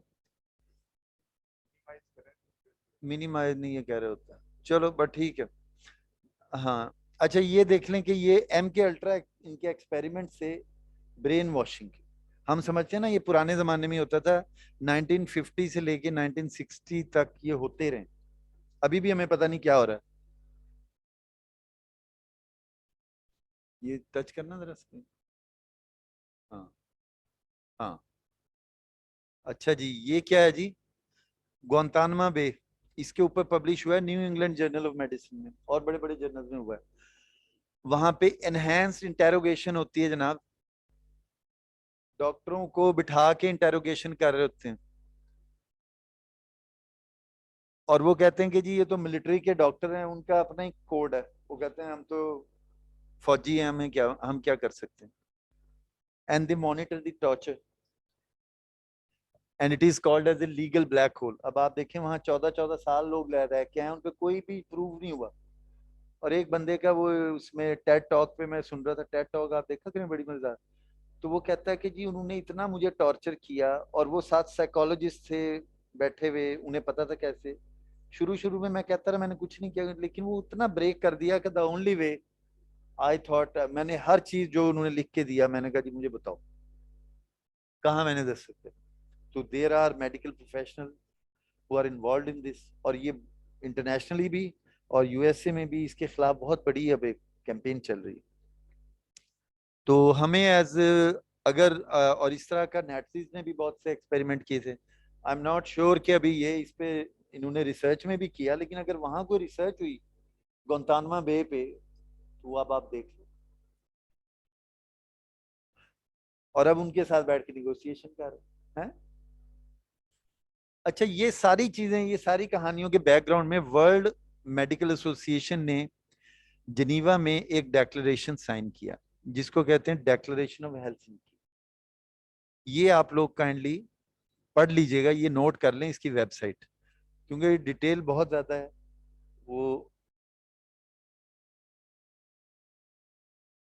और इंटरेस्टिंग है। ये देख लें कि ये यूएसएसआर रशिया वालों का बंदा है जो मेन इसमें बंदा है, जिनको हम वो कहते डीमनाइज करते थे।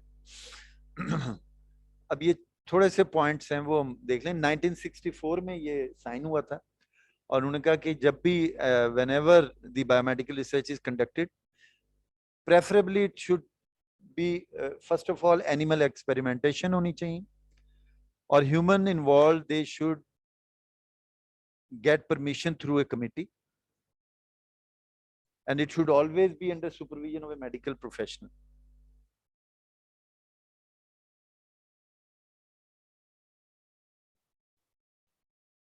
And there should be foreseeable benefits to the subjects and to the other.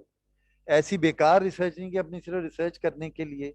और कुछ अगर आप देखें वो फिल्में आती हैं जो उनमें कुछ ना कुछ सच्चाई भी होती है कि वो खासतौर पे जो साइकेट्री की रिसर्च होती है उसमें लोगों को कैप्टिवेट करके और किस किस तरह उनको वो किया जाता है। And always get an informed consent.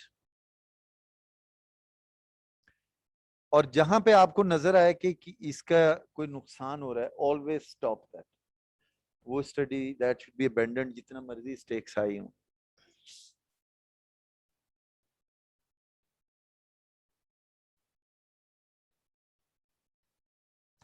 और ये 1964 का डेक्लेरेशन आगे वेट होता रहा, 75, 83 और ये 2008, और अब इसके बाद लास्ट मेरे ख्याल है 2017 में ये इसको हर असेंबली इसको वेट करती है। एनिमल राइट्स का भी ख्याल रखना है, और इसके लिए एक कहा गया कि देयर आर 3 R's। रिप्लेसमेंट, जहां मुमकिन है कि एनिमल की जगह रिप्लेस कर लें आप। रिफाइनमेंट, अपना प्रोटोकॉल इतना रिफाइन करें कि मिनिमम आपको एनिमल्स चाहिए। एंड रिडक्शन, और ये आपको वेबसाइट के ऊपर इसका सारा अवेलेबल है, 3R वेबसाइट। जी नहीं, लेकिन देखिए ना, एनिमल राइट्स के भी तो कंपेनर हैं, वो कहते हैं, और हम भी नहीं, उसका उन्होंने कहा ये आपके लिए वेबसाइट लिखी है ना, इस पे आप देखें कि आपने कम से कम, यानी एटलीस्ट आप वो कम से कम करें। और ये जो एक्टिविस्ट हैं एनिमल राइट के, वो बड़े स्ट्रॉन्ग हैं, वो बम धमाके भी कर देते हैं अस्पतालों में, या जो साइंटिस्ट के कईयों को लेबोरेटरीज को वो तबाह कर देते हैं। तो इसलिए ये है कि हमें अपने जब भी एनिमल का हो तो we should consult this website, और हम अपने स्टडी में मेंशन कर दें कि we followed the instructions given in the 3R website. अच्छा, अभी बात हुई थी कॉन्फ्लिक्ट ऑफ इंटरेस्ट की। कॉन्फ्लिक्ट ऑफ इंटरेस्ट हमेशा आपने और हमने डिक्लेयर करना है। इंस्टीट्यूशनल कॉन्फ्लिक्ट भी हो सकता है, और ऑलवेज मेक श्योर के कंक्लूजन आर दी राइट। ये ना हो कि कोई, अब एक एग्जांपल इसकी दे देते हैं कि जैसे कोई एक आजकल एक्टेमरा का बड़ा जोर चल रहा है ना, अब फर्ज करें कोई और मेडिसिन को ले आता है, कहता है कि ये एक्टेमरा की अल्टरनेट है। अब इतना इससे तुम्हारे पे प्रेशर है, अगर वो हमें फ्री सैंपल दे दे 100, तो हमारा तो दिल चाहेगा ना यार इसका सही रिजल्ट निकलना चाहिए। तो ये अगर हम स्टडी कर रहे हैं, वी शुड ऑलवेज मेंशन कि this drug was provided free of cost, ताकि जो रीडर है वो इस पर्सपेक्टिव में देखे कि ये इसको, जिसको अंग्रेजी में वो मुहावरा है ना, we should take it with a pinch of salt, कि अगर कोई आपको मुफ्त इतनी महंगी दवाई दे और आप कहने की ये बेकार है, तो हमें भी तो बड़ा वो होगा ना दुख। लेकिन एथिकल रिसर्च यही है कि आप कंक्लूजन राइट निकालें, और ये आपने अभी बता दिया फैब्रिकेशन नहीं करना और फॉल्सिफिकेशन नहीं करना। फॉल्सिफिकेशन यही है कि वो उसको चेंज कर दें, और फैब्रिकेशन ये है कि वो है ही नहीं, कुछ बना लिया अपने पास। मल्टीपल सबमिशन भी अनएथिकल है कि एक ही स्टडी लिख के और 4 उनमें भेज दी कि चलो जहां भी छप गई, बाद में उधर से विड्रॉ कर ली। और ये बड़ा, वो जर्नल्स जो है ना, इसकी ये आपको कोप की गाइडलाइंस दिखाते हैं, इस पे जर्नल्स बड़े परेशान होते हैं, क्योंकि शौकत जावेद साहब ने बताया कि हमने कोई ऐसी थी स्टडीज कि जिनको हमने बड़ा काम किया, बड़ी मेहनत की, हमें अच्छा लग रहा था, उनको भेजा, अपने पीयर रिव्यूअर से रिव्यू कराया, उनको गाइडलाइन दी। जब वो सारा हो गया तो उन्होंने कहा कि जी हम विड्रॉ कर रहे हैं, पता चला कहीं और छाप दी। तो ये देखें ना, बड़ा अनएथिकल है कि एक एडिटोरियल बोर्ड की इतनी मेहनत है, आप कहीं और छाप दें।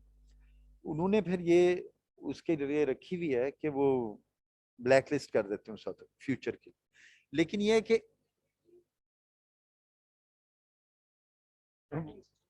है, मेरा ख्याल है कुछ जर्नल्स में तो है कि ऑनलाइन नहीं पता चलता जाता है कि क्या क्या सबमिट हुए हैं, ट्रैकिंग। लेकिन ये इस सारी चीजों को, जो भी इस तरह के मसले होते हैं ना, इनको हल करने के लिए कोप एक वक्त बनाई गई है। ये पता है कोप क्या है?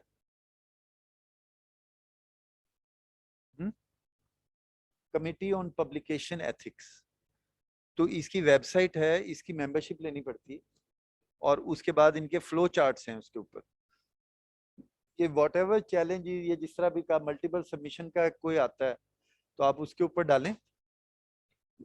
मसलन ये है कि peer review manipulation suspected after publication, वो पब्लिकेशन होगी, छप गया, एंड देन यू सस्पेक्ट कि इसने पीयर रिव्यू में कोई गड़बड़ की है, इसको पता चल गया, जाके उनको कोई मालिश मुलिश करके तो अपना करा लिया है। तो ये फिर देखें कि आगे वो उसमें वो आपको बता देगा, आप वो सारा डाटा डालेंगे, उसका वो हल खुद ही बता देगा कि इसका ये है, इसको मिसकंडक्ट है, ये है, या क्लियर है। अगर किसी को हो सकता है कि वो, उन्होंने पूरी वो गाइडलाइन उसके अंदर डाली, तो ये अच्छा है एक। अच्छा, एक ही भी एथिकल प्रैक्टिस है कि जब आपको रिव्यूअर्स कमेंट्स देते हैं, एक तो रिव्यूअर को भी आपने गाइड करना है कि वो कमेंट्स में, जिसको कहते हैं ना कि खुश तरह बौशत के सिरे दिल बरा, गुफ्ते आया दर हजदीसे दीगरान। ये जरा भट्ट साहब को शेर सुनाना है आपने। मैं आपको लिख के दे दूंगा। कुछ तरह अच्छे लोग वो हैं जो कि ऐसी बात जो अपने दोस्तों से करें, ऐसे अंदाज में करें कि वो उन्हें बुरी ना लगे।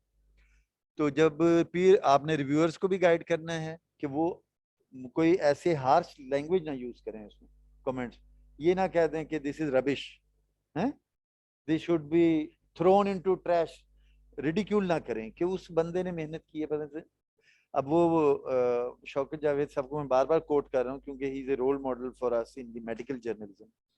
वो कहते हैं कि हमने ईरान से जो आते हैं उनका इंग्लिश बड़ा पुअर होता है, बाद चाइना के आते हैं। अब देखिए इंग्लिश लिखना तो कोई साइंस नहीं है ना, तो कहते हैं हमने उनको बहुत ग्रूम किया, सपोर्ट किया, अदरवाइज तो वो लैंग्वेज पे वो रिजेक्ट हो सकते थे। आइडिया,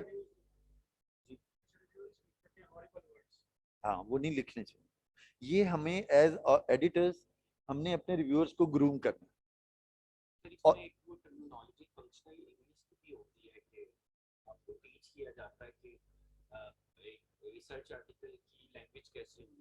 ठीक है, ठीक है, ये मेरा ख्याल आ गया, ये भी आएगी चीजें। और ये इसके भी अब ये सब सॉफ्टवेयर भी अवेलेबल हुए हैं, और कुछ लोग वॉलंटरी हेल्प भी कर रहे हैं कि आप उन्हें भेज दें, और वो कहते हैं कि जी जो उसको कहते हैं कि सेकंड लैंग्वेज इंग्लिश है जिनकी, उनके लिए वो हेल्प करते हैं।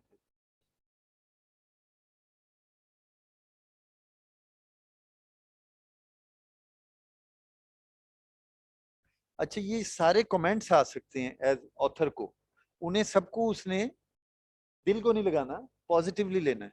रिव्यूअर के कमेंट हैं, एडिटोरियल टीम के, रीडर आपको कोई लेटर टू एडिटर लिख सकता है या कमेंट दे सकता है, तो उसके देखेंगे क्या चीज हो सकता है कि वो इम्प्रूव हो सकती है, उसको इस अंदाज में। और इसके लिए अहम बात यह है कि we should keep the data. आज मैं अपनी अलमारी में से कोई पुरानी पे स्लिपें ढूंढ रहा था, तो एक स्टडी पब्लिश हुए भी 10 साल हो गए, तो मेरा डाटा भी पड़ा हुआ। तो मुझे खुशी हुई कि चलो अभी हमने ये बेगम से बच गया, नहीं तो कहते ये रद्दी है तो ये चीजें हमें कुछ देर एटलीस्ट 5 इयर्स ये रखना चाहिए। अब स्कोप और स्ट्रक्चर तो आप ऑलरेडी बना चुके हैं, मेरा ख्याल इसकी इतनी जरूरत नहीं है, लेकिन ये एक मैं मिसाल देता हूँ। सेल है एक इंटरनेशनल जर्नल, इन्होंने ये एग्जैक्टली उसके ऊपर अपनी वेबसाइट पे लिखा हुआ है कि ये इनका स्कोप है।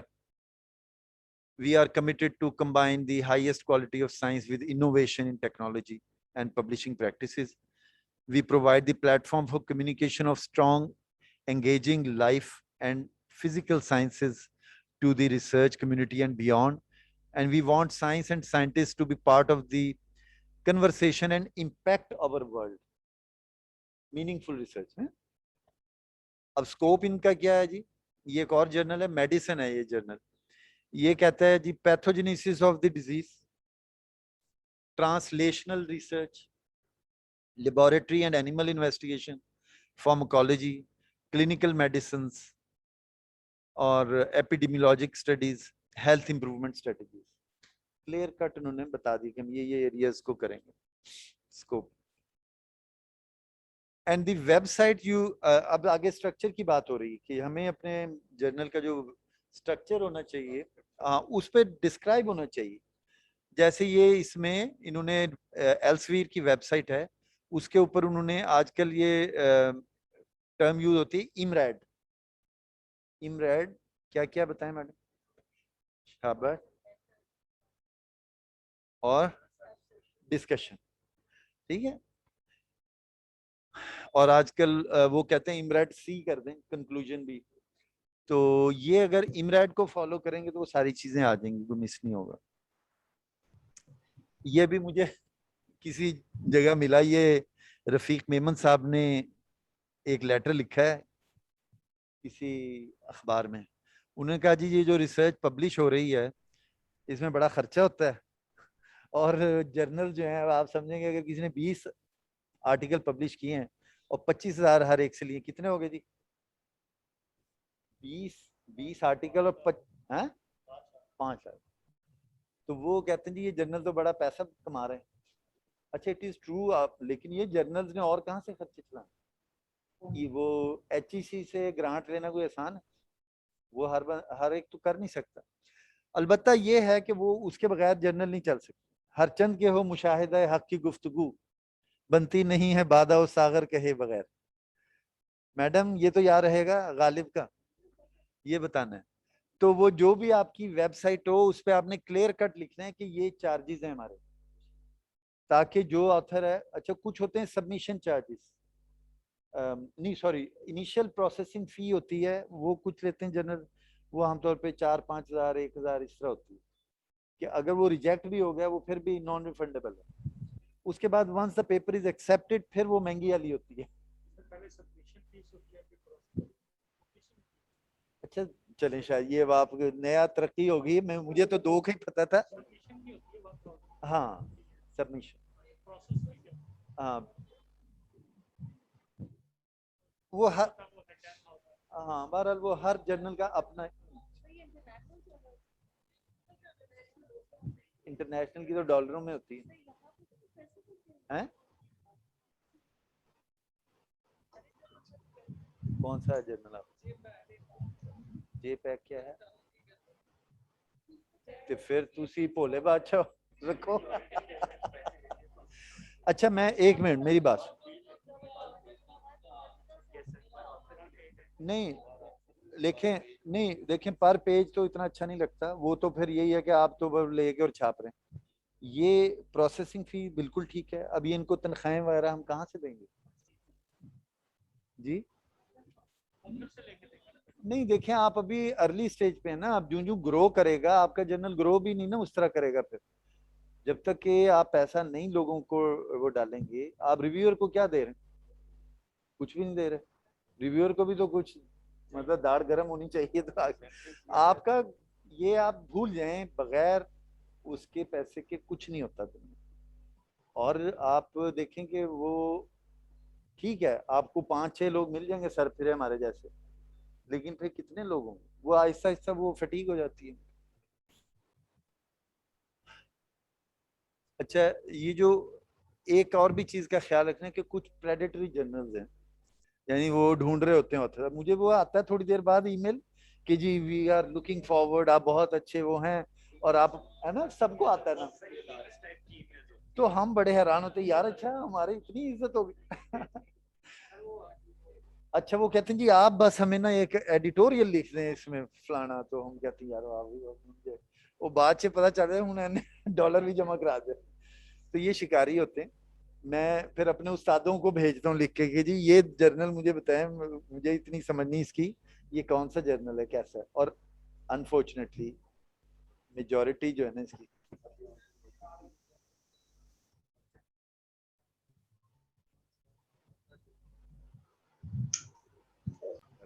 का कारोबार। ये देखना यार, हिलाओ जरा, ये थोड़ी देर में क्यों स्टक हो जाता। हाँ, ये देख लें जी, ये उसकी, वैसे नेट पे आप जाए ना तो मिसालें पड़ी हुई। अब इसकी आपको वो उसका पढ़ेंगे भी ना, आपको आर्टिकल तो आपको पता चल जाएगा कि इसमें गड़बड़ी है। वो कह रहा है my mother in law was breast cancer patient and all the other routes of were exhausted and then I consulted. इसमें आपको पता चल गया कि ये कोई हकीम फलां फलां है या अल्टरनेटिव मेडिसिन का कोई है जो वो छाप रहा है। तो वो आपने जरा उसको रेफरेंस भी बड़े एहतियात से देना है।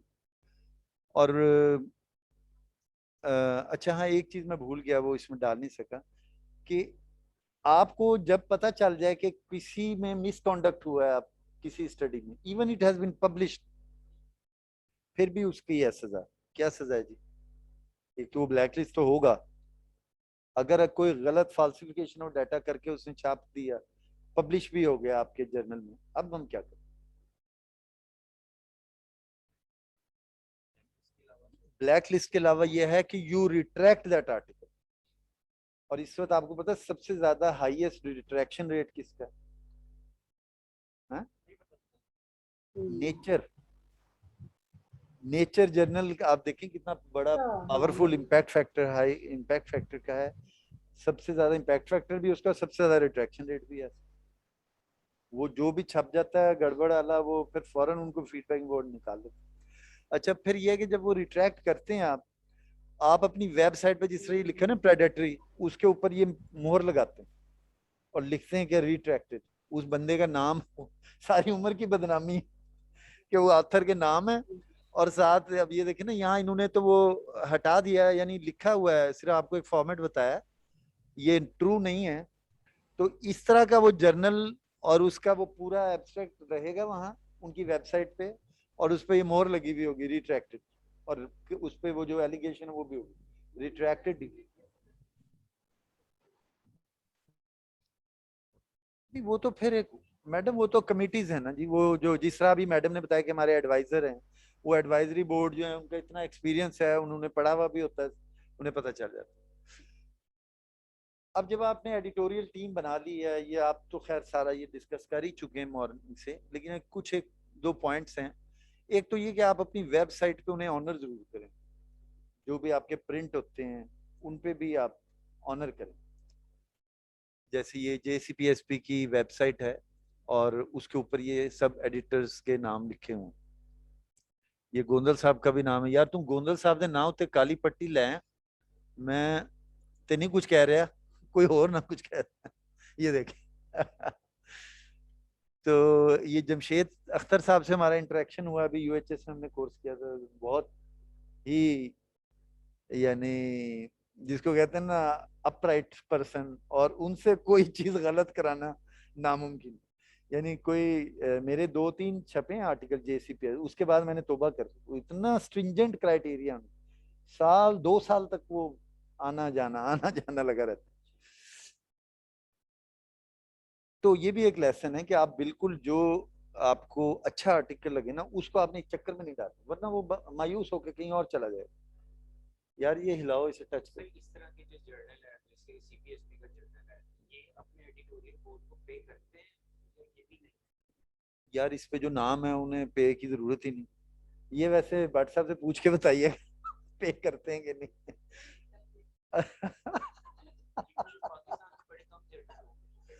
हाँ, पे करने वाले थोड़े ही होते हैं। मेरा ख्याल है एक जो इनका होता है ना, वो मैनेजिंग एडिटर, वो पेड होता है, बाकी लोग ऑनर ही होते हैं।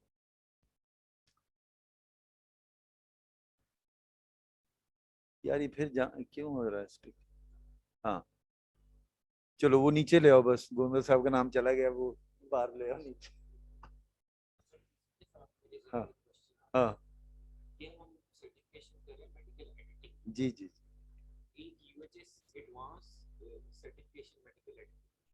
अच्छा कब से है वो? सर वो भी ये सीएमई कराते हैं, इसके अलावा वो उसके बाद एडवांस भी कराते हैं। बट ठीक है, उसके लिए ये है कि सीएमई होना जरूरी है, चाहे केई से हो या ठीक। वो आप बताएं कब कब लॉन्च हो रहा है, हम भी ज्वाइन करेंगे आपसे। सर वो लॉन्च हो गया हुआ है। अच्छा जैसे ही वो हुआ मैं मुझे बताइएगा, वो मैं भी करना मेरे चाहूँ। ज़हन में एक क्वेश्चन था कि अगर मैं ऑर्थोपेडिक सर्जरी का हिस्सा हूं, मैं ऑर्थोपेडिक सर्जरी का जो हमारा जर्नल है, नेशनल जर्नल है, उसकी एडिटोरियल बोर्ड में जाना चाहूँ, तो उसके लिए क्या ये सर्टिफिकेशन जरूरी है, या मतलब रूल्स एंड रेगुलेशंस क्या हैं, या एडवांस सर्टिफिकेशन होनी चाहिए? हाँ जी। अभी मेरा ख्याल है हम बहुत अर्ली स्टेज पे हैं, अभी इस तरह की कोई लेजिस्लेशन हुई नहीं, अभी तो वही, हाँ पहले तो सारे उसके बगैर हैं, लेकिन मेरा ख्याल है ये आपकी बात सही है कि फ्यूचर में ये आ जाएगा।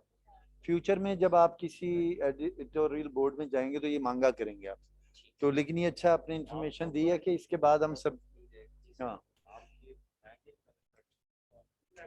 अच्छा एक चीज और भी है इम्पोर्टेंट कि आप ना 5 साल बाद जिस बेहतर है कि रिवाइज कर लें एडिटोरियल। बहुत जो दुनिया के इंटरनेशनल जर्नल्स हैं 5 साल बाद वो खुद उनका चीफ एडिटर जो है वो स्टेप डाउन कर जाता है वो, क्योंकि इट इज वेरी एग्जॉस्टिंग। मैं तो अल्लाह इसको अभी सेहत तंदुरुस्ती दे, बहुत हिम्मत है सायरा की जो ये मैनेज कर रही हैं, इट इज वेरी पेनफुल। और ये आपको नीचे से भी और आपको ऊपर से भी, दोनों तरफ से प्रेशर है। और ये आपकी वेबसाइट पे ये सारा प्रोसेस डिस्प्ले होना चाहिए कि क्या कर रहे हैं आप, और ये गाइडलाइन होनी चाहिए कि जब आप वो सबमिट करेंगे, रिव्यूअर के लिए गाइडलाइन है इसमें कि आपने कैसे करना है, टाइम क्या है। अच्छा कोई रिव्यूअर का अगर कंफ्लिक्ट ऑफ इंटरेस्ट है, मे बी कि वो भी उसी पे रिसर्च कर रहा है और सिमिलर है, तो वो ऑनेस्टली ये है कि they should send that article back और कहें sorry I can't review that because I have conflict of interest. अल्लाह जन्नत नसीब करे। सैयद अली हैदर साहब जो शहीद हो गए, वो एडिटर थे, एक हमारा जर्नल था इसका पोस्ट ग्रेजुएट मेडिकल इंस्टीट्यूट जी, उसका जर्नल था। तो जब वो पाकिस्तान जर्नल ऑफ ऑफ्थेल्मोलॉजी के चीफ एडिटर के लिए उन्होंने अपना एप्लीकेशन सबमिट की, तो उन्होंने उससे साथ ही रेजिग्नेशन भी दे दी और उन्होंने कहा कि मैं कंफ्लिक्ट ऑफ इंटरेस्ट नहीं रखूंगा कि मैं वो जरा रहा हूँ तो ये तो हो सकता है मैं बायस हो जाऊं। तो नहीं मैं कह रहा हूँ चीफ एडिटर अगर वो 2-3 का चीफ एडिटर है तो मुश्किल ही हो जाता है।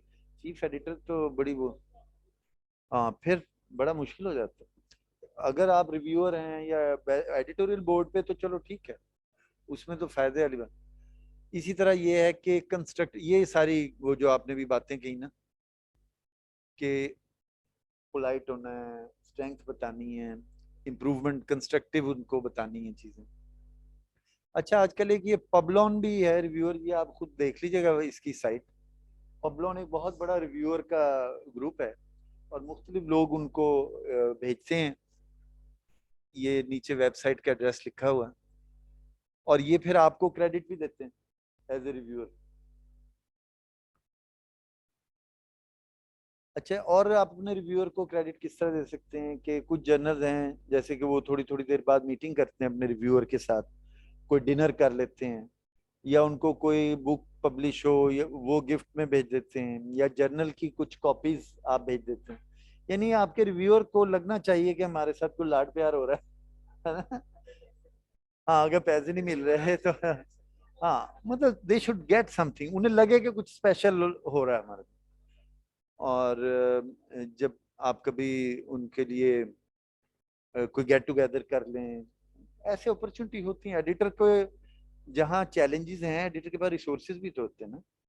अब अगर एडिटर अपने वीसी को कहेगा कि जी मैं फलां एक करना चाहता हूँ इवेंट, तो वो बिल्कुल वीसी या प्रिंसिपल हेल्प कर आपके चीफ एडिटर तो बड़े खुले हुए हैं इसमें।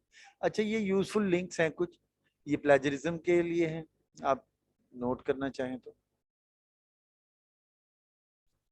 और ये आर्टिकल है, ये Indian journal of orthopaedic surgery में पब्लिश हुआ है, उससे मैंने बहुत सारा लिया मटेरियल इस प्रेजेंटेशन। ये आप देख लीजिएगा 2017 में है? और ये किताब है शौकत अली जावेद और मसूद जावेद ने एडिट की है, एक्सीलेंट बुक। इसके अंदर मेरे ख्याल है, मुझे नहीं पता था कि पाकिस्तान में इतने पीएचडी भी हैं मेडिकल ग्रेजुएट। इसमें कम से कम 20-25 लोग हैं जिनसे उन्होंने लिखवाया है, और खुद भी कई चीज़ों में को-ऑथर्स हैं। तो ये बहुत अच्छी बुक है, ज़रूर आप लोग। Medical editing, medical scientific writing है, लेकिन इसमें एडिटिंग वगैरह सारा चीज़ें कवर की। Thank you very much. इस प्रेजेंटेशन से रिलेटेड कुछ फरद से पूछ लेते हैं। फरद, कोई कमेंट, कोई सवाल? Thank you very much. It was a very nice and very elaborative discussion. आपने बहुत अच्छे तरीके से सारा कुछ एक्सप्लेन किया। तो ये बुक कहाँ से मिलेगी? जॉइंट पे आपने स्लाइड दिखाई थी साइंटिफिक राइटिंग की। अच्छा, मैं आपको ये तो अवेलेबल है वैसे, आपको मैं उनका ना ईमेल एड्रेस शेयर कर दूंगा ग्रुप में, तो आप उनको ईमेल करते हैं और वो भेज देंगे। आप ऑनलाइन भी हो जाएगी, हाँ, लेकिन आप उन्हें अगर ईमेल करेंगे तो वो आप, आजकल तो वो कैश ऑन डिलीवरी पे इतना कुछ, क्यों मैडम, खादी के सूट आ रहे हैं कैश ऑन डिलीवरी पे, तो तुसी ते तुसी बुक तो वही आएगी। अच्छा, और कोई सर, कोई आपका कमेंट, और कोई चीज, कुछ ऐड, किसी ने और ने ऐड करने है कोई चीज?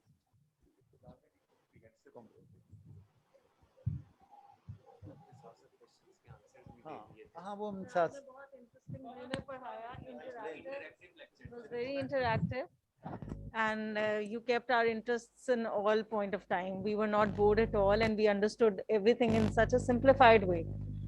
And it was not all bookish that we didn't have to process anything in the mind. We were all getting it directly. Great teacher.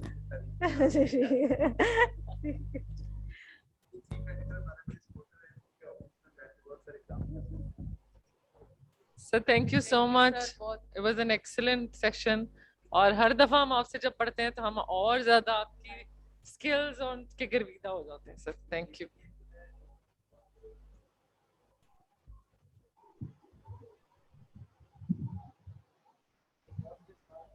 चले सर, जितने इरशाद। सर आपकी आवाज नहीं आ रही मुझे। वो एक शेर सुना रहा था कि आपके ग्रुप से मिलके बड़ी एनर्जी हमें मिलती है। इसमें ये है ना कि हम लोग जब इस स्टेज पे हैं, एग्जिट की स्टेज पे हैं हम एक लिहाज से, तो हमें क्या इसमें मिलता है? We get energy from you young people, कि आप लोगों में इतना जोश जज्बा मौजूद है कि you want to do something जिसके अंदर आपको इतना मॉनेटरी रिवार्ड नहीं है, अपना टाइम लगा रहे हैं, पैसा लगा के सीख रहे हैं चीज़ें, तो हमें लगता है कि हमें और इनपुट देनी चाहिए। और जो कुछ प्रेशर्स हम देखते हैं एडमिनिस्ट्रेटिव में, या जिसको कहते हैं ना रियल वर्ल्ड में, आपके पास आके वो भूल जाते हैं। और आखिर में एक मैंने शेर सुनाया है, बहुत दिल खुश हुआ हाल ही से मिलकर, अभी कुछ लोग बाकी हैं जहां में। Thank you very much. जी जी बोलें। We are honored that we have this opportunity to learn from you and the living legends just like you. जी सर, हमारा ऑनर है कि हमें ये अपॉर्चुनिटी मिलती है अल्हम्दुलिल्लाह, और आपसे हम सीखते रहेंगे इंशाल्लाह। सर मैं चाहूंगी कि आप अपना कांटेक्ट नंबर भी हमें दें ताकि फ्यूचर में भी अगर हमें कोई मेडिकल एडिटिंग में प्रॉब्लम्स हो तो वो हम आपसे डिस्कस कर सकें। हाँ बिल्कुल, मैं शेयर कर दूंगा। आप कभी चाहेंगी तो हम CMH में भी हाजिर हो जाएंगे। Sir definitely sir, I would love to मैं और शरीफ साहब दोनों आ जाएंगे। Definitely sir, it will be a great honour for us. Thank you जी, thank you. Thank you very much. बात तो नहीं है कुछ और, छुट्टी है।